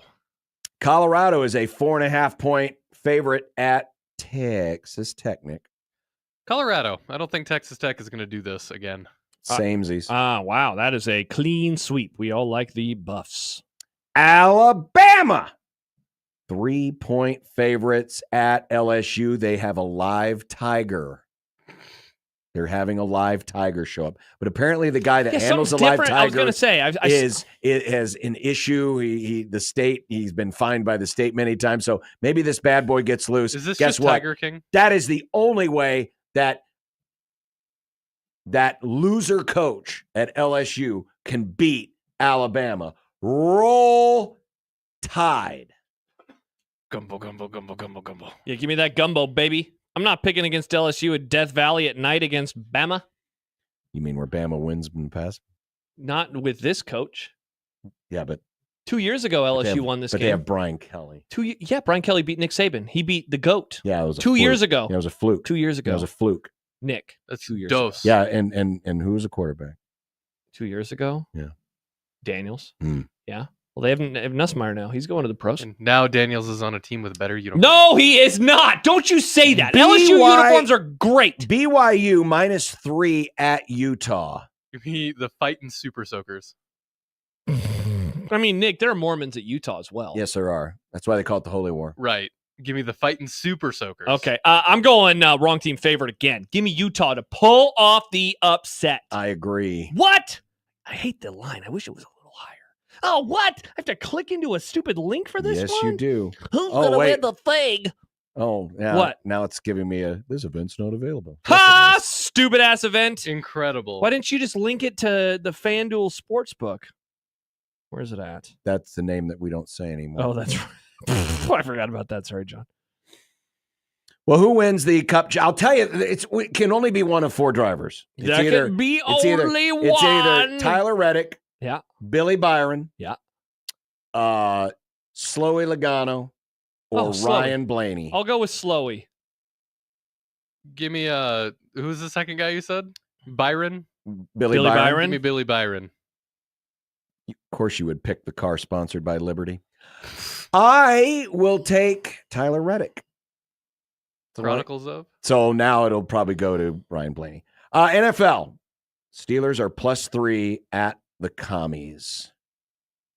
I hate both of these teams. The wrong team is favored. Dun dun dun dun dun dun dun dun dun dun dun dun. Renegade's going to be playing at the stadium they used to call FedEx Field, Pittsburgh. Yeah, what do they call that stadium now? It's Do they like still tarp it? It's called Northwest Stadium, even though they're in the Northeast. I agree with John, actually. The Commies. And their ugly ass uniforms. The best uniforms. Got 'em. Broncos +7.5 at Kansas City. I think it would be really funny for the Chiefs to lose to the Broncos, so I'm going to do that. You're going to pick the Broncos. The It'll probably be wrong some team is stupid favored. Chiefs close win, but give me the Broncos to cover. You gonna try to steal a point? Yeah, I want to pick Denver because I agree with you. I think the Chiefs will keep it close, but you know what? Maybe a late score or something. Wouldn't surprise. I'll go with the Chiefs. Frisco is a 6.5-point favorite at Tampa Bay. They might get. It seems like CMC is gonna play. CMC back. Oh, I'm taking the dessert shop. The baker. Oh, Mayfield. Mm-hmm. I'm not. I've really liked watching the Bucs play this year. They are obviously limited. Baker's having a great season, man. He really is. Give me San Francisco, though. I'm going to go with the Bucs. I think they can cover. Jets are a 1.5 favorite at the Cardinals. We got another weird line here. 2 in a row. They were favored against the Texans. At least that was at home. This is in Arizona. I'm going to follow Vegas, I guess. Give me the Jets. I don't like it. Call of Duty's out. Give me the Jets. You say this every week. You pick against Kyler Murray because of Call of Duty. They won last week versus the Bears. I think they won 2 weeks ago. I'm going to go with updating. I'm going to take the Cardinals. Okay. As much as I hate them, I'm going to take the Cardinals. Lions, 3.5-point favorites at Houston until somebody can beat them, Detroit. Detroit's the best team in football. They're Yeah. going to roll. Chance Detroit. Also, Houston is kind of stinky. Yeah. Kind of stinky. Who has more passing yards in this game, Jared Goff or C.J. Stroud? Actually, I'll go with CJ for this one, though, because they run the damn ball for Detroit. Stroud's got no one to throw to anymore. I'm going with Goff. I'll also take Goff. And the main event, let's Monday go! Night Football. This is so gross. The Dolphins and somehow weird. are actually that should say +1, not -1. Dolphins are +1? Well, yeah, they're the underdog. Are you sure? Yes. Okay. I just I wanted to make sure. mistyped. Okay. Or Nick mistyped with this I graphic. copied and pasted. You did? Ooh, Yes. John, that's a tough look for you. course It's actually I'm- +1.5 now. Of course, I'm taking the Rams. Get out of here with Nick, your my team, Dolphin crap. the last 2 times that the Cowboys have played the Rams, they haven't just won. They have whooped ass. So the pressure is on. I just want to say, I'm going with the Rams, by the way. I'm going to go with the Rams. What the hell? The Wow. Dolphins are bad. Soft. The Dolphins are bad. You're not going to support your team? No, they're bad. Soft. And that's it? That's predictions? That's predictions. No, you forgot the upset of the week. Oh, that's right. Yes, the upset of the week. I really wish that the BYU Utah line was bigger, but if it was, then everyone would take Utah. I'm going to go with one that I teased a little bit earlier. Give me the Huskies of Washington traveling cross country to face Penn State. They are 12.5-point dogs. I mean, Washington, who is, dude, you want to talk about an Eckel team? I should go look at this, actually. They are awesome at moving the football this year, Washington is. They are horrible at finishing drives. I'm going to say Washington finishes some drives and they cover the number real quick. Their Eckel offense. Their Eckel rate is 47th. Their points per is 117. They are garbage at finishing drives. Give me the Huskies plus 12.5. I teased it earlier. I'm going to ride with it. Georgia Tech plus 12.5 versus Miami. This being a bonus point makes me more open to doing something insane. Just scrolling and finding something like you did last week. Give me Purdue. That would 37.5 over Ohio State. Look, that's a I chance definitely think you can get the point. Could. That would be hilarious. I do not think Nick that it will has happen. the most bonus points in this round. That's why they call me bonus boy of the week. There you go. That is now predictions. And now it's time for... When you knock us down, we're going to get up. And on the way up, we're going to bite a kneecap off. Crust is good on your pizza, not your ass. I will eat your ass first. He's tough as a Woolworth steak. And then it's going to take 2 more shots to knock us down. All right. And on the way up, we're going to take your other kneecap. I'm ready to hang them up, gut them, and skin them, and chop them up. You know what? I'm ready. My daughters aren't starving to death. I'll eat my neighbors. And we're going to get up, and then it's going to take 3 shots to get us down. And when we do, we're going to take another hunk out of you. Cliff, what are you going to take away as your best memory from playing basketball at Boston College? Probably just like going out to eat. Let's see. Oh, we had a nice, the wife she had to make they had a potluck at work. So I had, obviously they had stuff left over. So I had the noodle. It was like a, tomato noodles and chicken, casserole type thing. But the salad, I don't remember what she called it, but I call it Italian chef salad. You get the romaine, you get the lettuce. It's got the creamy Italian dressing. It's got olives. It's got banana peppers. It has pepperoni. Wow, weird. And a lot of cheese. It was very good. Pepperoni in a salad doesn't feel like I've had it before. It's fine, but it feels unnatural. It feels unnatural. Have you ever had a chef salad? Chef salad's got ham and turkey. I remember when I was in elementary Love school, chef salad. If you didn't like the main dish, you could get a chef salad instead. And I got the chef salad every now and then because I love the hard-boiled egg and the ham. Yeah. Last night, we ended up doing, we had some chicken tendies, we had a Caesar salad, and we had, what was the vegetable? It was really, really good, and I can't remember what it was. Sprouts? Tomato? No, I don't remember what it was. Tonight, leftover thighs, some chicken thighs, probably a little fry action on the side. I made buffalo. I've been making buffalo sauce lately instead because I love hot sauce, but I've been making buffalo sauce because I like a little different flavor to it. Wang. Yeah, and so I'm going to finish off the buffalo sauce. I don't know. Maybe I have some fruit. I have some strawberries that I should probably finish off soon. I just have some dill dip. That's not dinner. That's going to be snack time when I'm watching football, but I'm going to eat a lot tonight, I think. I was wrong. Paige's mom is making dinner tonight. Oh. So last night we had Hawaiian pizza, which is delicious. Hawaiian pizza. It's so good. Wow. I'm not sure what she's making. You said this yesterday. No, because I don't know. I was asked, what do you want for dinner? And I'm like, I don't have a preference. You don't text? Couldn't ask what we're having for dinner? No, I hey, dear, what are we having for dinner? Do you call her dear? My girlfriend's mom? No, your girlfriend. No. You don't call her dear? I call her honey? I call her sweetie. Sweetie. There you go. What do you call your wife? Sweetie guy. What kind of nickname do you have for her? Toots. Yeah, he seems like a... Shouldn't call your wife Toots, John. Yeah, he probably called her the B word. It's usually, hey, woman. What do we have for dinner? Hey, woman. No, honey? You don't call her honey? Hey, dear. Oh, once in a while. Wow. It's not like a regular thing. Wow. John, don't forget, Kill Switch Engage is coming to Omaha. Yes, that's the name, Kill Switch Engage. Yeah. You sounded so unsure. Saturday, March 29th. Get your calendar ready at the Astro. You can go to 1620thezone.com today to win your way to Kill Switch Engage. I see. How cool is that? I see. Mm-hmm. That's a line from a Weezer song. El Fascinating. Scorcho. How cool is that? Oh. Every time you say that, I think about that song. Really? I got into Weezer in college. John, you remember when college was like the present for you, and now it's like 30-something years ago. Yikes. Did you get into Frank Sinatra when you were in college? I was in college he was- 17 years ago. He was basically dead. By I was in 17 college 8 years ago. To 12 years ago. College 8 years ago. Wow. He's basically dead by then. Folks, the passage of time. Chance says that you call your wife pretty mama. Hey, pretty mama. What, you just sound like Johnny Bravo? Hey, pretty mama.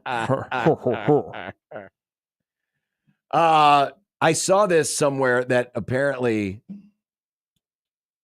there's going to be a sale on chicken nuggets at McDonald's, chicken McNuggets. Yeah. If you download the app, you can get them 10 piece for $1. Nick, Wow. you love downloading apps for food. I do, and I love McDonald's. Yeah. Well, there you go. If you have the McDonald's app, I believe the sale will be starting soon where you can get 10 piece McNuggets for $1. I think the first time I used the It's a pretty McDonald's good app deal. was a couple years ago when it was so cold that the power in my apartment went out and I couldn't do prep for the show. And so I just hopped on the app and I ordered McDonald's and had it delivered. I only had half an hour for lunch when I worked at that hardware store. Yeah. So I would order. There was one. It was right in our parking lot. So I would order it while I was working, so I could just run up there, grab it, and Nice. go to my car and eat.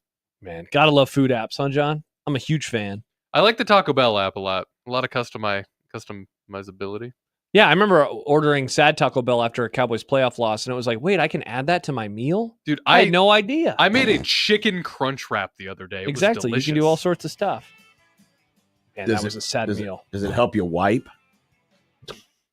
You get extra toilet paper. I think that's a customizable option. You should. And a roll of TP. You're going to need it. That'd be a good bit. It would Talk be. about It should do actually that. would. It'd be one ply. It wouldn't be good toilet paper. It definitely would not be. Have a toilet good weekend, everyone. I'll talk to you on Sunday from courtside for game 2. Wow, brag about it. I'm not going to John. talk to you at all. I can't wait. This weekend's going to be nice. Can finally sit on the couch. So tired. Me too.